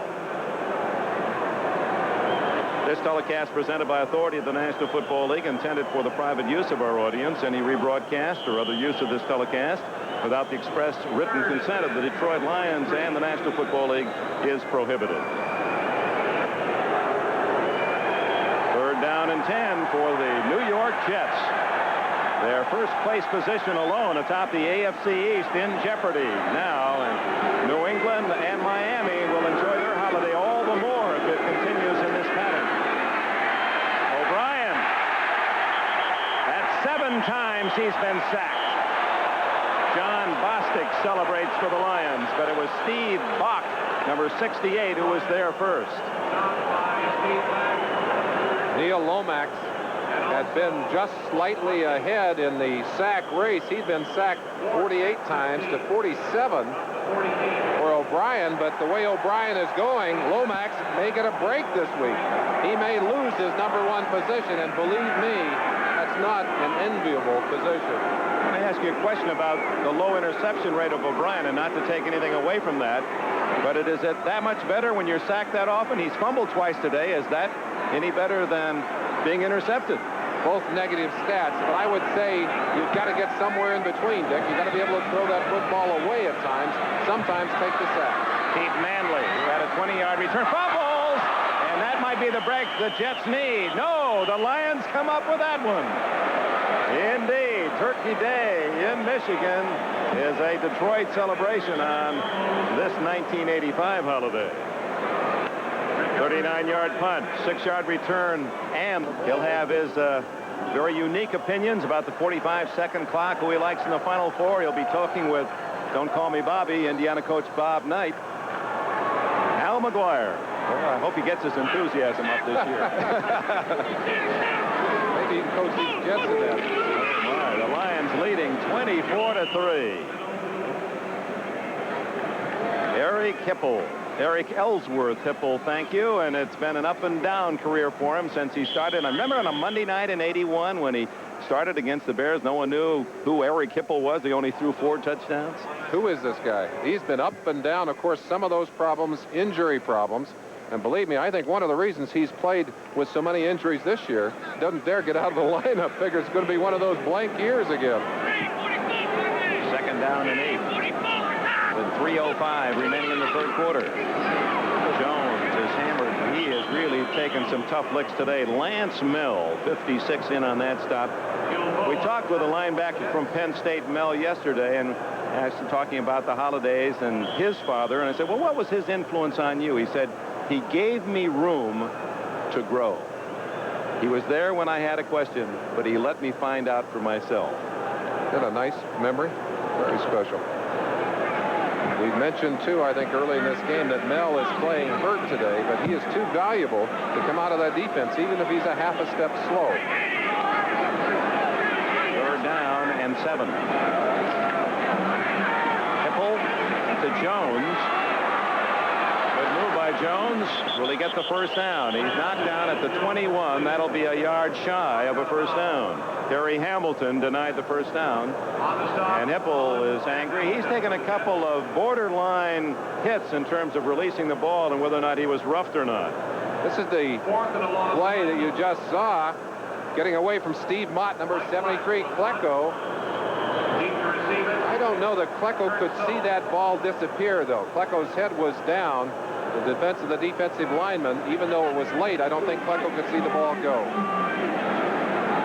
Mike Black to punt. Claims he punts the ball 50,000 kicks a year to stay in shape. at least 100 a day during the season and 150 to 200 each day off season. A spinner that comes to Sohn at the 35, 40, 45. Sohn at the 50. Gutty little competitor Sohn is to the 48 of the Lions. 2:02 left in the third quarter. That was a 45-yard punt, 17 yards on the return.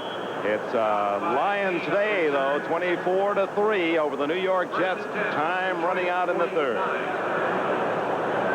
Question is, what does that man have over Ahmad Rashad? Well, Rex Norris, we've talked about marriage all day, married last night. His wife's name, Alicia. And she must be understanding that they're getting a nice present here with the way the Lions are playing. Yeah, what a honeymoon. What a hit. Tony Page hangs on to the ball. Angelo King rattles him, and O'Brien under pressure again. You almost have the feeling that the defensive man threw the pass.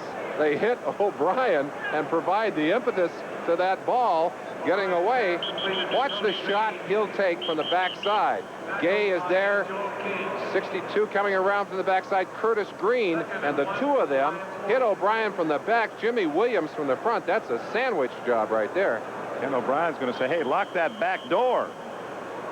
They've been coming in from that rear side all day on him. Second down and 1. Good catch by Page. It's the first New York drive to start on the Detroit half of the field. Looked like the Lions were offside. Oh, Hector will carry on through. No, apparently contact before the snap, and they whistle it dead. Hector on the run. We're going to keep our eye on that umpire, Gordon Wells. Of all the officiating jobs there's enough pressure, but the umpire in football. Encroachment, nose man, 5 yards, first down. The umpire in football, in essence, is playing in a linebacker position with people flying all around him, and he has to keep his eyes on the ball. He is one of my favorites. I remember a lot of conversations. He's, of course, the man who calls a lot of the holding penalties. And I used to walk back occasionally, Gordon, and say, Gordon, he's holding me. He's holding me.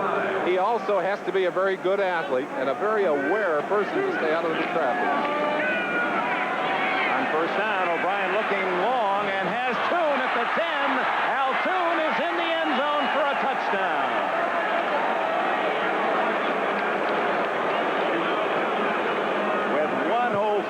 Left in the third quarter.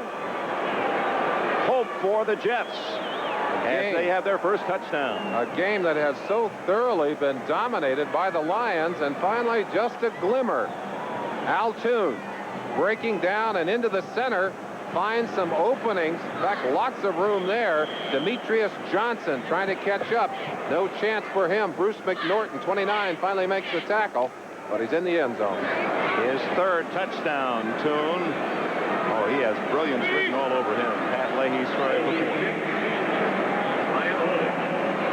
Pat Ryan Gold. It's a 24-10 game on the 35-yard touchdown. O'Brien to Toon. With a diagram, here's Bob Greasy. The key here, Merlin, this time he has time to throw the ball. Walker is going to clear it out, and Toon will come down deep and break to the inside. The ball will be delivered right in this area. As we take a look at the play action to hold the linebackers up front just a little, Walker clears through. Plenty of time for O'Brien. Now he makes a good throw, and Toon gets it into the end zone.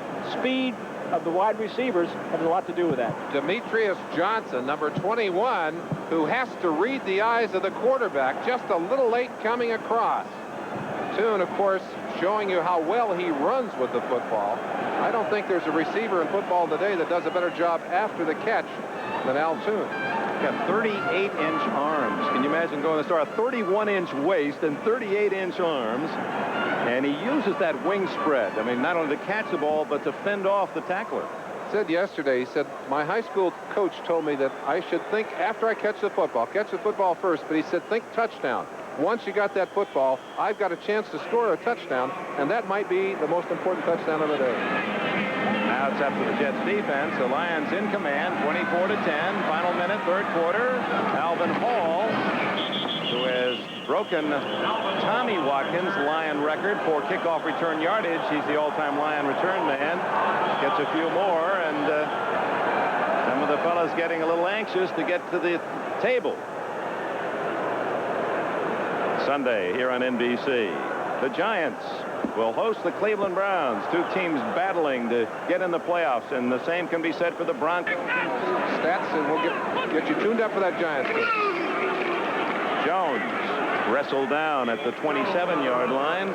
Gain of about 5 with 45 seconds left in this third period. Charles Jackson, number 55, with a tackle. He played his football at the University of Washington. Mullen also on the stop. Chris Dietrich, an injured Lion on that last play. As you see, Wayne Fonts, you saw him standing up. Looks like he's got the... And Paul said, I have seen such unbelievable injuries this year. You can't imagine. Glover wears 53. Jones, and he's hit by Mel. And Mel, he makes tackles that you hear. Those will be the final seconds ticking away here in the third quarter, and probably the last play of the period. And Dietrich, okay, is back in. Glover from the University of Maryland, the number 2 draft pick, comes out. And the gun sounds the end of the third quarter here at the Silverdome. And Olson, Bob Greasy at the Silverdome in Pontiac, Michigan, sending our best on this Thanksgiving holiday. Fourth quarter, Lions lead the Jets 24-10, 3rd and 3 for Hippel, and he gives to Moore, who's tackled at the 30 short of the first down. Barry Bennett got the tackle. Well, let's go back to the storied guard career of Kevin Glover. Glover, a young rookie, gets in the ball game. Number 53, number 53, right in the middle of the screen. Now, stop it right there. Watch what he does with this right hand. He's going to take a whole handful of cloth and literally is going to tackle Kyle Clifton. Look at him, turn him right around there. The young man said this, hey, my man is not going to make the tackle. I think he has a great career in this league ahead of him. He can play guard.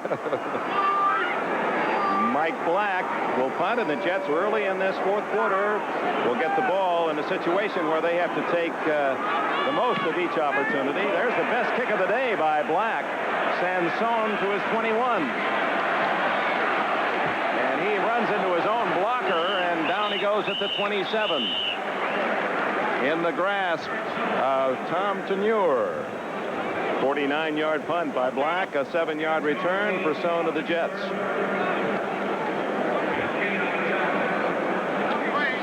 Now Ken O'Brien and the Jets on the field scored their only touch. Looking so strong and playing so well last week against the Patriots. Yeah, but they're in the Lions' den.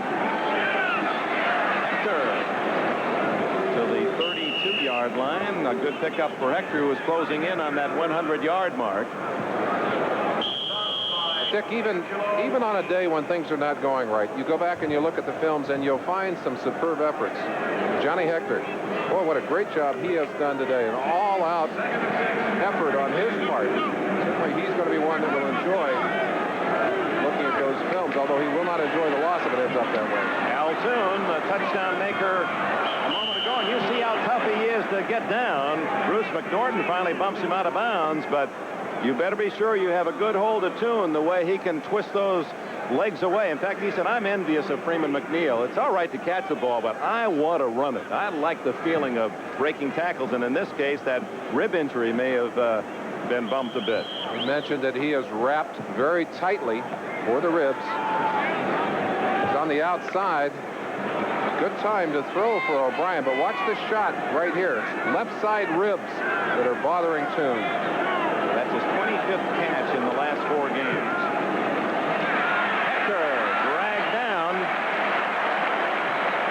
Might have picked up a yard, perhaps not, as Keith Ferguson, number 65, the former San Diego Charger, led the Chargers in sacks last year with 8. They put him on waivers here this month of November, and the Lions quickly claimed him. Played his high school ball in Miami, Florida. I know a lot of fans down there watching, and undoubtedly the Dolphin fans rooting for the Lions today.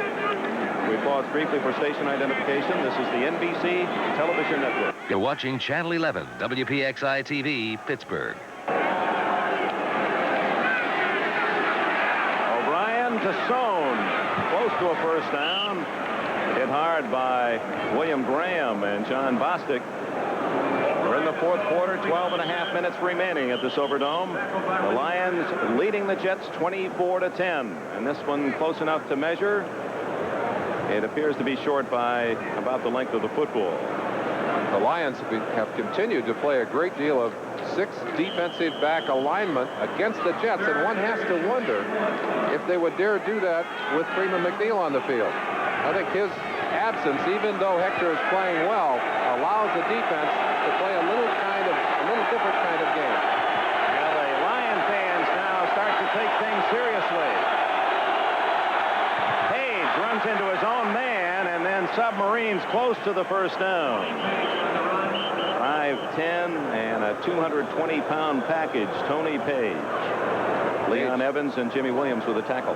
Page with a little second effort there. Made first contact well behind the line, but I believe he did make the yardage. Of course, we've seen him standing there. I don't think he's been on the bench all day long, but the thing he would like to be able to do is to get that body of his healthy. Had rib injury early, and he said, you know, anything above the waist I can run with, I can play with. You see the first down is good. But he said, when I'm hurt below the waist, I count so heavily on the hard cuts and on the weight that I can put on those ankles and put on those knees. He said, when I'm hurt below the waist, I'm not much good. Man of the Year candidate in the NFL, representing the Jets, Freeman McNeil, who loves to work with young people, gives of his time and his money's in that direction. Hector inside the 45-yard line. That puts him over 90 yards on the afternoon. Clock runs. 11:46, 11:45 left. Hector, a terrific long jumper at college, 26 feet 4 inches. Looking at this game, and if you didn't know that the Jets had a Freeman McNeil, I think you would say, well, gosh, they've got to stay with this Johnny Hector. The one difference between Hector and McNeil is the home run ball. On 2nd and 7, Tatoon, and dragged down by McNorton, but it's another Jet first down. And just to underline again what Toon has meant to O'Brien and the Jets, 4 games, last 4 games as a starter, he has caught 26 passes.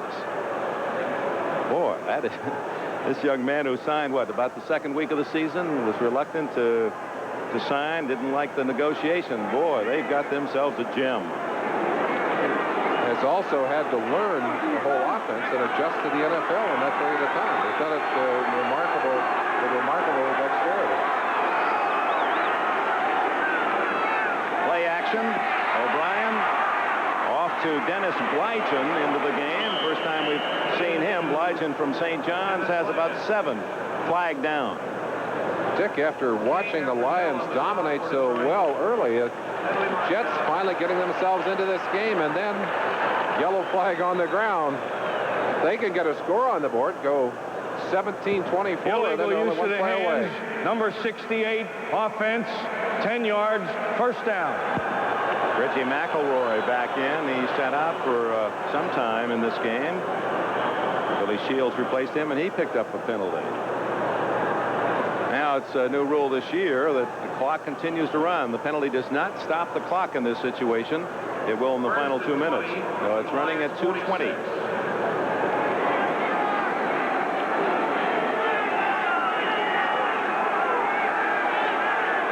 First down and 20 for O'Brien.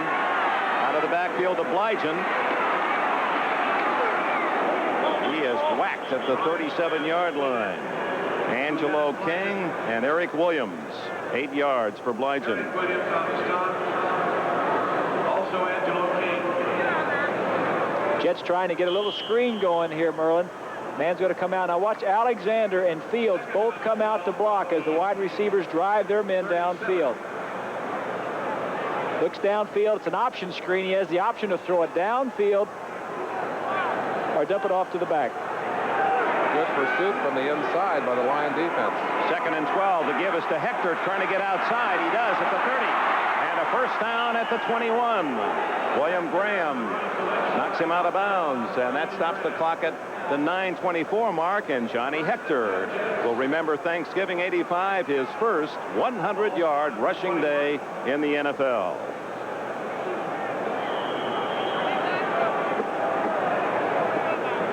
He takes a breather.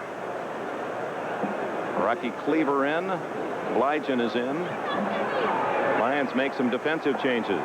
Joe Walton, his team down by 3 touchdowns. They've scored in the third quarter to make it 24-10, and they drive deep now with a first down at the Lions' 21. Schuler with a good catch. John Bostic, cornerback from Bethune-Cookman, was right on top of him. To Mickey Schuler, Bostic. Ken O'Brien, maturing during the course of this year, and so evident his last 3 games. The Dolphins nearly 400 yards and 5 touchdowns against Tampa Bay and 367. Against New England, 311 yards and a touchdown, and in the 3 games intercepted only once. He's not been intercepted today, but he has fumbled twice, recovered by the Lions. 2nd and 5. Misdirection to Hector. Ooh, a good cut by Hector. He's at the 10-yard line with a first down. Keith Ferguson made the tackle. Watching from Freeman McNeil play has given Hector some ideas as he uses a little shake here. You kind of feel like you're there with him. Watch the little move here. A little fake inside and a dip back outside. Fake that defensive back right off his feet. Freeman watching, I'm sure, approved of that as he looks onto the sideline. Look at him. Oh, he can taste it. First and goal from the 10. The Jets have the full 10 yards.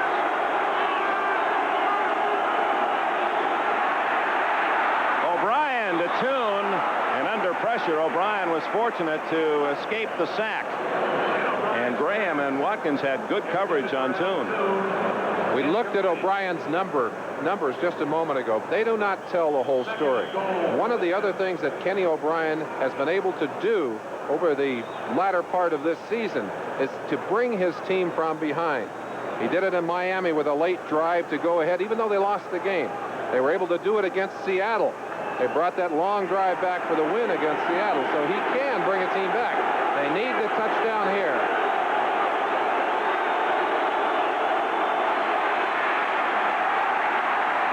Alvin Hall stops Hector after just 2 yards. McNorton with an assist. Yeah, the crowd sensing the importance of a goal line stand by the Lions, getting into the fray here with 8 minutes and 10 seconds left. The field goal won't help that much. They need the touchdown. They're behind by 14. Need the touchdown. They didn't fool the Lions with a run. Schuler to the right. Tune and Walker left.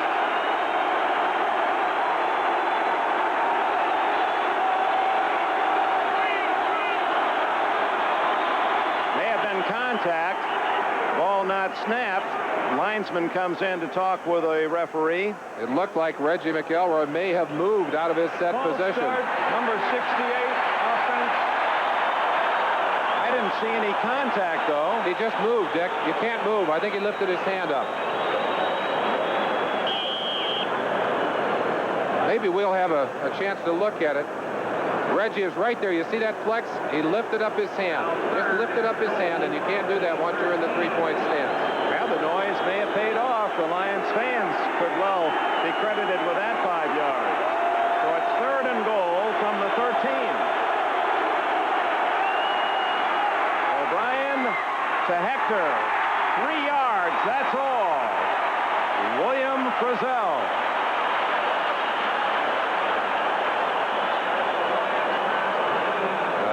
Darrell Rogers' defense is tough. They are tough down there near the goal line, and I swear I just saw a snowball hit the field out there. And Hector holding that right ankle. Leahy is in, so despite the fact there's only 7 minutes, 27 seconds left, apparently the Jets will go for 3, but we have a timeout. Introducing the amazing Minolta Maxim, the world's easiest SLR, because it alone has built-in automatic focusing. Look, Maxim's autofocus lets you get perfect shots before others can even focus. Change lenses. Maxim again gets the shots that used to get away. Only the human eye focuses faster. Minolta Maxim. Only from the mind of I remember Herb, unusual child. In our search for Herb, the one man who's never tasted a Burger King burger, a face from Herb's past. You had to know how to talk to him. Herbert, pay attention. This is what makes Burger King burgers taste so good. Flame broil it, not frying. Think about the juice. If a field goal, this one will be 27 yards. Is it a fake? Nope. Leahy nails it through for 3, but that only gets the Jets within 11. And they have just 7:07 remaining. Leahy and the Jets on 4th and goal from the 10 get 3. Just over 7 minutes remain. 24-13 Lions after a questionable field goal attempt by the Jets. So let's look for an onside kick here. No, they're going all the way. Well, that's 2 that we've been wrong on. Cam Jones takes the touchback at the 20. If it was a 10-point game, you could understand it, but the field goal pulled the Jets within 11, which means that New York still has to score twice. As few opportunities as the Jets have had to get down close to that end zone makes us wonder why they would elect to take the 3. Had they missed, then the Lions would have had to start the ball with the ball the 10 or worse. It's still going to take the Jets 2 touchdowns to either tie it or win it. So that 3 is an empty 3. Got the move. Hipple 14-24 comes out throwing. That surprised the Jets. Leonard Thompson with about 7. Davlin Mullen with a tackle. Some good clubs have gone away with long chins from the Silver Dome. Dallas an 8-14 lost here. Tampa Bay has lost to more than the Lions. The 49ers, tough loss here. The Dolphins beaten here. Bud Grant lost here. And the Jets 9-3 are looking at a possible loss with 6.5 minutes remaining.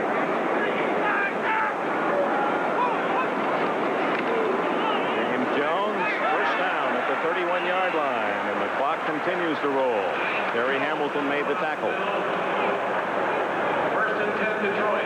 Detroit with a win would be 7-6, and will look all the more at their tough defeat at Tampa Bay in overtime last Sunday. The Lions looking at a wild card. Of course, the Bears have wrapped up that Central Division of the NFC, but the Lions still feel if they win their last 4, they're going to make the playoffs as a wild card. A lot of fans didn't think this would be one of the wins. Hippo under pressure hits his tight end David Lewis, tackled immediately. Terry Glenn, number 35, and Rich Miano, 36. Rich Miano on the tackle. Here are the remaining games. They host the Saints, Sans Plum Phillips, Green Bay, they're at New Orleans, then Green Bay and Chicago at home. They finish with the Bears on the 22nd. It's New England, not New Orleans. I wonder, that didn't seem right. I think I'd rather go to New Orleans. That might have been a Detroit fan working on that graphic. Draw play, and it doesn't work as Alvin Moore wrapped up in the center of the line. Harry Hamilton, the safety man, right up there to force it. And a loss of a couple. Alvin Moore on the run, tackled by Lance. Johnny Hector, despite a twisted ankle, they've wrapped it heavily, will return. And although just talking about New England, I'm sure their players gathered around a television set and enthusiastic about seeing the Jets lose. Unfortunately, they've lost Grogan. They've got some other serious problems. Johnny Hanna is hurt. And although they'll be in the tide if they can win their game on Sunday, it looks kind of tough for the New England Patriots right at the moment. Third down play. And second effort by Manley gets the first down, and that is a big play by Manley. The Jets, had they stopped him at the 40, it would have been 4th down, but it appears that Manley, with that stretch, has the first down. He does. What a great catch. Talking about the quality of the receivers here, the conversations didn't include the kind of catches we've seen here today. They have played outstanding football. Manley made a big catch. Lewis, you saw go up and make a tough catch. Mark Nichols made a couple of tough catches. Clock running, 3:45 left. Lions 24, Jets 13. Nichols trying to stay in bounds, but a good defensive play by Kerry Glenn to knock him out of bounds. It'll be close to a first down at the Jets 49. Dick, if the Lions can't figure a way to take this Superdome or Silverdome with them, maybe they can get one of these guys that hypnotizes the quarterbacks, and they can convince Eric Hipple that he's playing here in the Silverdome. He has had one outstanding day. Well, we told you about the success. He's lost only 4 times in 22 starts at home. Doesn't quite work out that way on the road, where he's 6-16. Comfort and confidence. Those are Bob Greasy's words. They're certainly hitting the true today. Second and short. And Jones has the first down at the 46-yard line, and that clock ticking away against the Jets. 4 more downs for the Lions. Well, and if the Jets defense can't stop the Lions, then going for the touchdown or the field goal purely academic. Yeah, but feeling, though, had they scored a touchdown in that last possession, it would be a different spirit on that defensive side of the line for the Jets. They used a timeout with 3:23 left.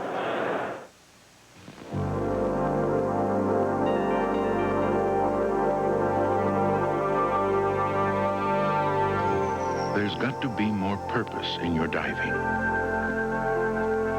You've got to concentrate. Concentrate. Focus on the dive.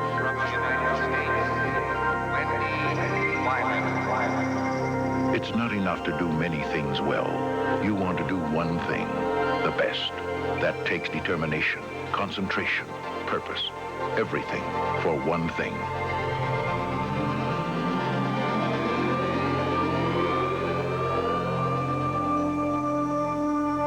At E.F. Hutton, we understand the importance of purpose. We concentrate on one purpose, serving the investor. And that's why it is, why it's been for 80 years.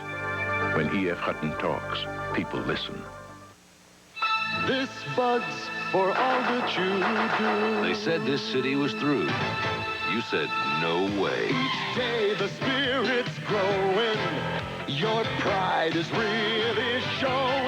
You make America work, and this Bud's for you. Here's to you. Beechwood Age for that clean, crisp taste that says Budweiser. This Bud's for you. This fall, NBC Sports has a November to remember when heart-pounding excitement returns. Down for the Lions, James Jones. Saw Jets coming and protected the football. They have lost a yard. Kyle Clifton there first.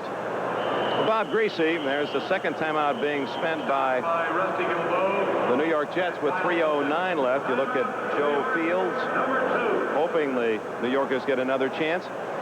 The whole issue of Ken O'Brien being the #1 rated passer, the interception rate being so low, only 6 interceptions all year.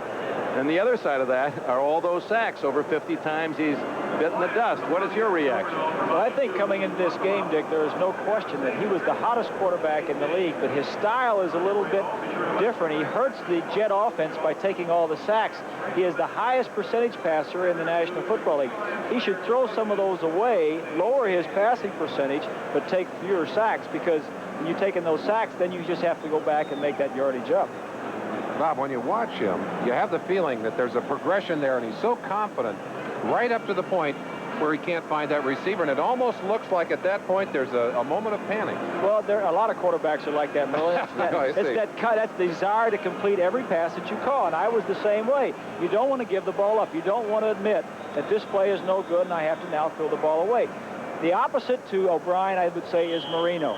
Marino throws the ball away as soon as he sees either the coverage is going to be there or the line is going to get to him. He's got a lot lower percentage, but a lot fewer sacks. Second down and 11. Meanwhile, Eric Hipple has stolen the show for the quarterbacks today. Jones gets outside, and Kirk Springs makes the tackle at the 43, but Jones wisely stays in bounds. It'll bring up 3rd down. Will the Jets spend another timeout here? No, apparently. Well, now they do. That's their last one. Well, we have another moment here. I'd like to throw a question to you, too, Bob. I know that one of the big stories in the year, obviously, the undefeated season so far of the Chicago Bears. Go back in your career to an undefeated season, and toward the last part of the year, what kind of pressure was on your team? What kind of pressure is on the Bears? Well, there's no pressure to win their division, obviously. They're going to have the home field advantage through the playoffs. The thing is history. They're fighting against history. And the old adage, the cliche, one at a time is really coming home here. They have to win one at a time. If they lose, so what? They're still going to have a good position for the playoffs. So I don't think there is much pressure on the Bears to go undefeated as a lot of people think. If they do it, that's fine. But if they don't, they're still in great shape and they can go into the playoffs. Do you think they'll go unbeaten in the regular season? Well, let me say this. They're the only team that has a shot this year. No, come on. Come on now. I play Miami on Monday night. You think... What a season for Mike Ditka and all those great fans in Chicago. Boy, they deserve a chance to cheer such an outstanding team. They've been so faithful to that ball club through the years, and a lot of lonely ones. Hipple wide open is Thompson. He's going for his 3rd touchdown today.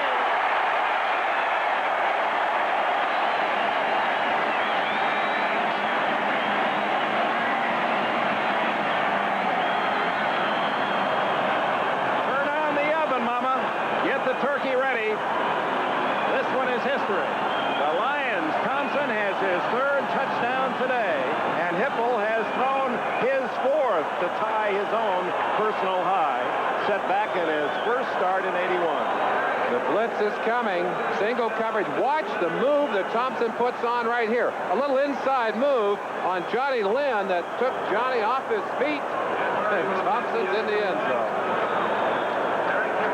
Well, more believers. The Jets now believe in the Lions' power at home.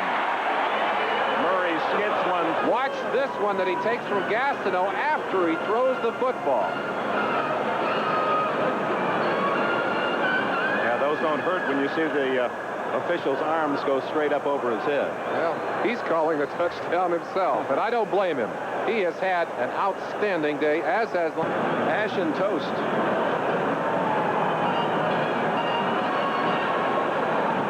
And they have beaten quality clubs from start to finish here in '85, and they'll get one more chance to at home against quality, the Bears in the finale. Boy, will that be a hot ticket here in Michigan. Eddie Murray to kick it off.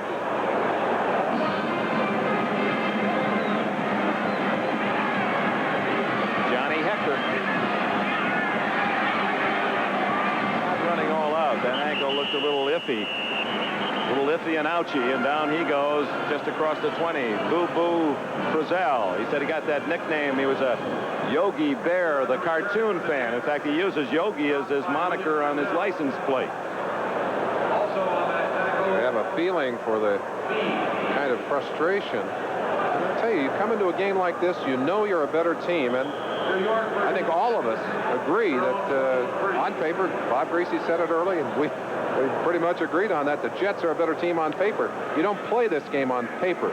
You've got to prove it here on the field. And the Lions have been the better team today by far. Schuler with an insignificant reception at the 30, an 8-yard play, and the clock runs. Angelo King with a tackle. The Jets go without a huddle. 2nd and 3 from the 30.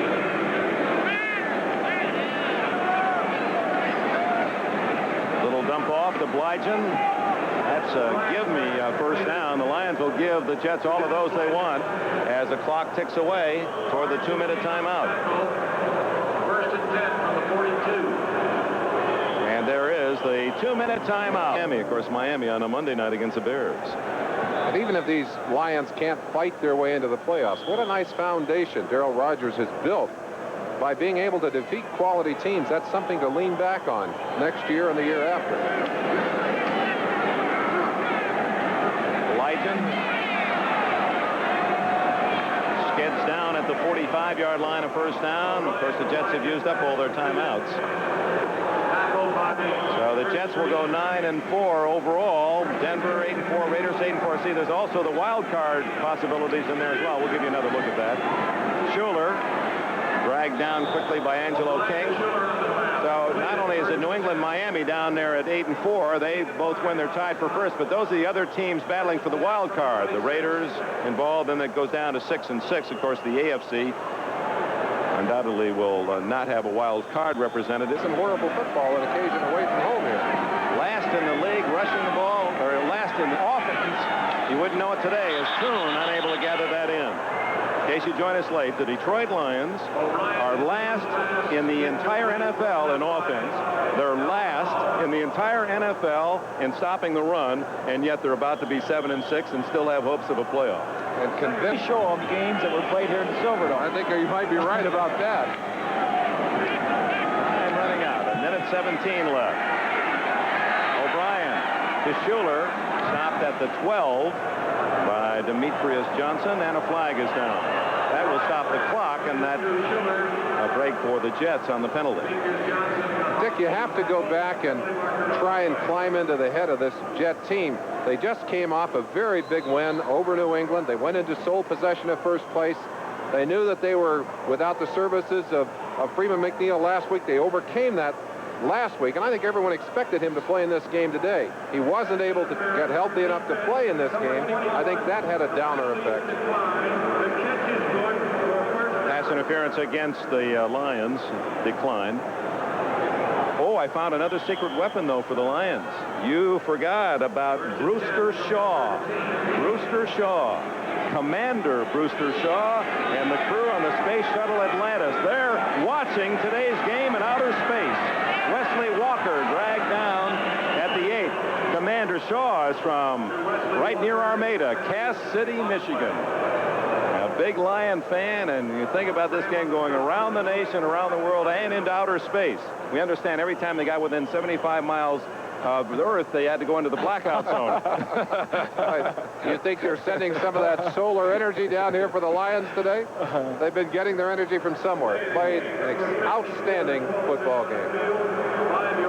Delay of game against the Lions. Of course, they're dragging their trows, trying to get the final seconds of this game to tick away. And for Joe Walton, it's just a cosmetic touchdown they're going for anyway. 1:02 left. Bill Rogers in his first year after 20 years of head coaching in the college ranks. O'Brien to Schuler, touchdown. Now the favorite target of Ken O'Brien, tight end Mickey Schuler, and Schuler says, "Let go of my anatomy." Bruce McNorton said, always did like the drumstick. Why do that at this point in the game? Kind of silly. They know they're going to win this ball game. Why get in a battle out there and get thrown out? Maybe angry that Schuler ended up with the touchdown. Just barely time to throw this one as he works in front of McNorton. McNorton tried to snip it away. Let's watch the end of that play. He got a hold of his leg. Well, I don't know. What? That's a new funky chicken. Silly. Isn't what they're doing there? Some kind of dance, I guess. I don't know. Try for point by Leahy is good, and it's 31-20. Here comes the onside kick. Ooh, free ball, and the Jets can't get it, and that more or less typifies their frustration on this day. How many times has that ball been on the carpet for anyone to grab, and it always seems to kick away from a white uniform? They still haven't signaled it's the Lions' ball, so hold on. William Gay, one of the defensive stars for the Lions. Detroit ball. Big smiles on that Detroit sideline, and rightfully so. Manley. He leaves it spinning out there. Well, they've got the Jets in a whirl. They've had the Jets spinning all day long. Texas, we wish you all again a happy Thanksgiving and the meaningfulness of this day. It's just a reminder of how important those we love are and those precious things that our forefathers celebrated. We, in turn, take count again today. And we hope they're all happy counts for you. Clock ticking away. No way to get it stopped now. No reason to stop it, really.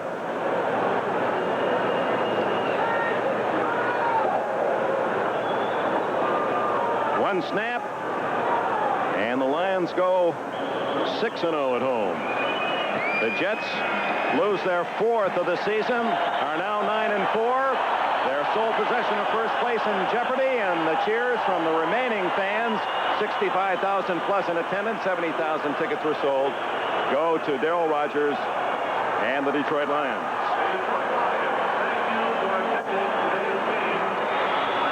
The Lions beat the Jets 31-20.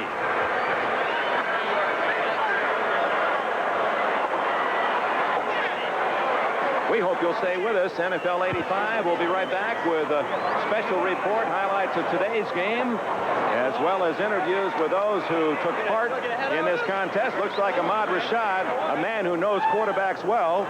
490 of the New York Jets' Thanksgiving defeat. It was Eric Hipple and Leonard Thompson, the key combination. They hooked up for 3 touchdowns, one of 39, one of 8, and one of 44 yards. And Hipple also tossed one in to his other wide receiver, Mark Nichols.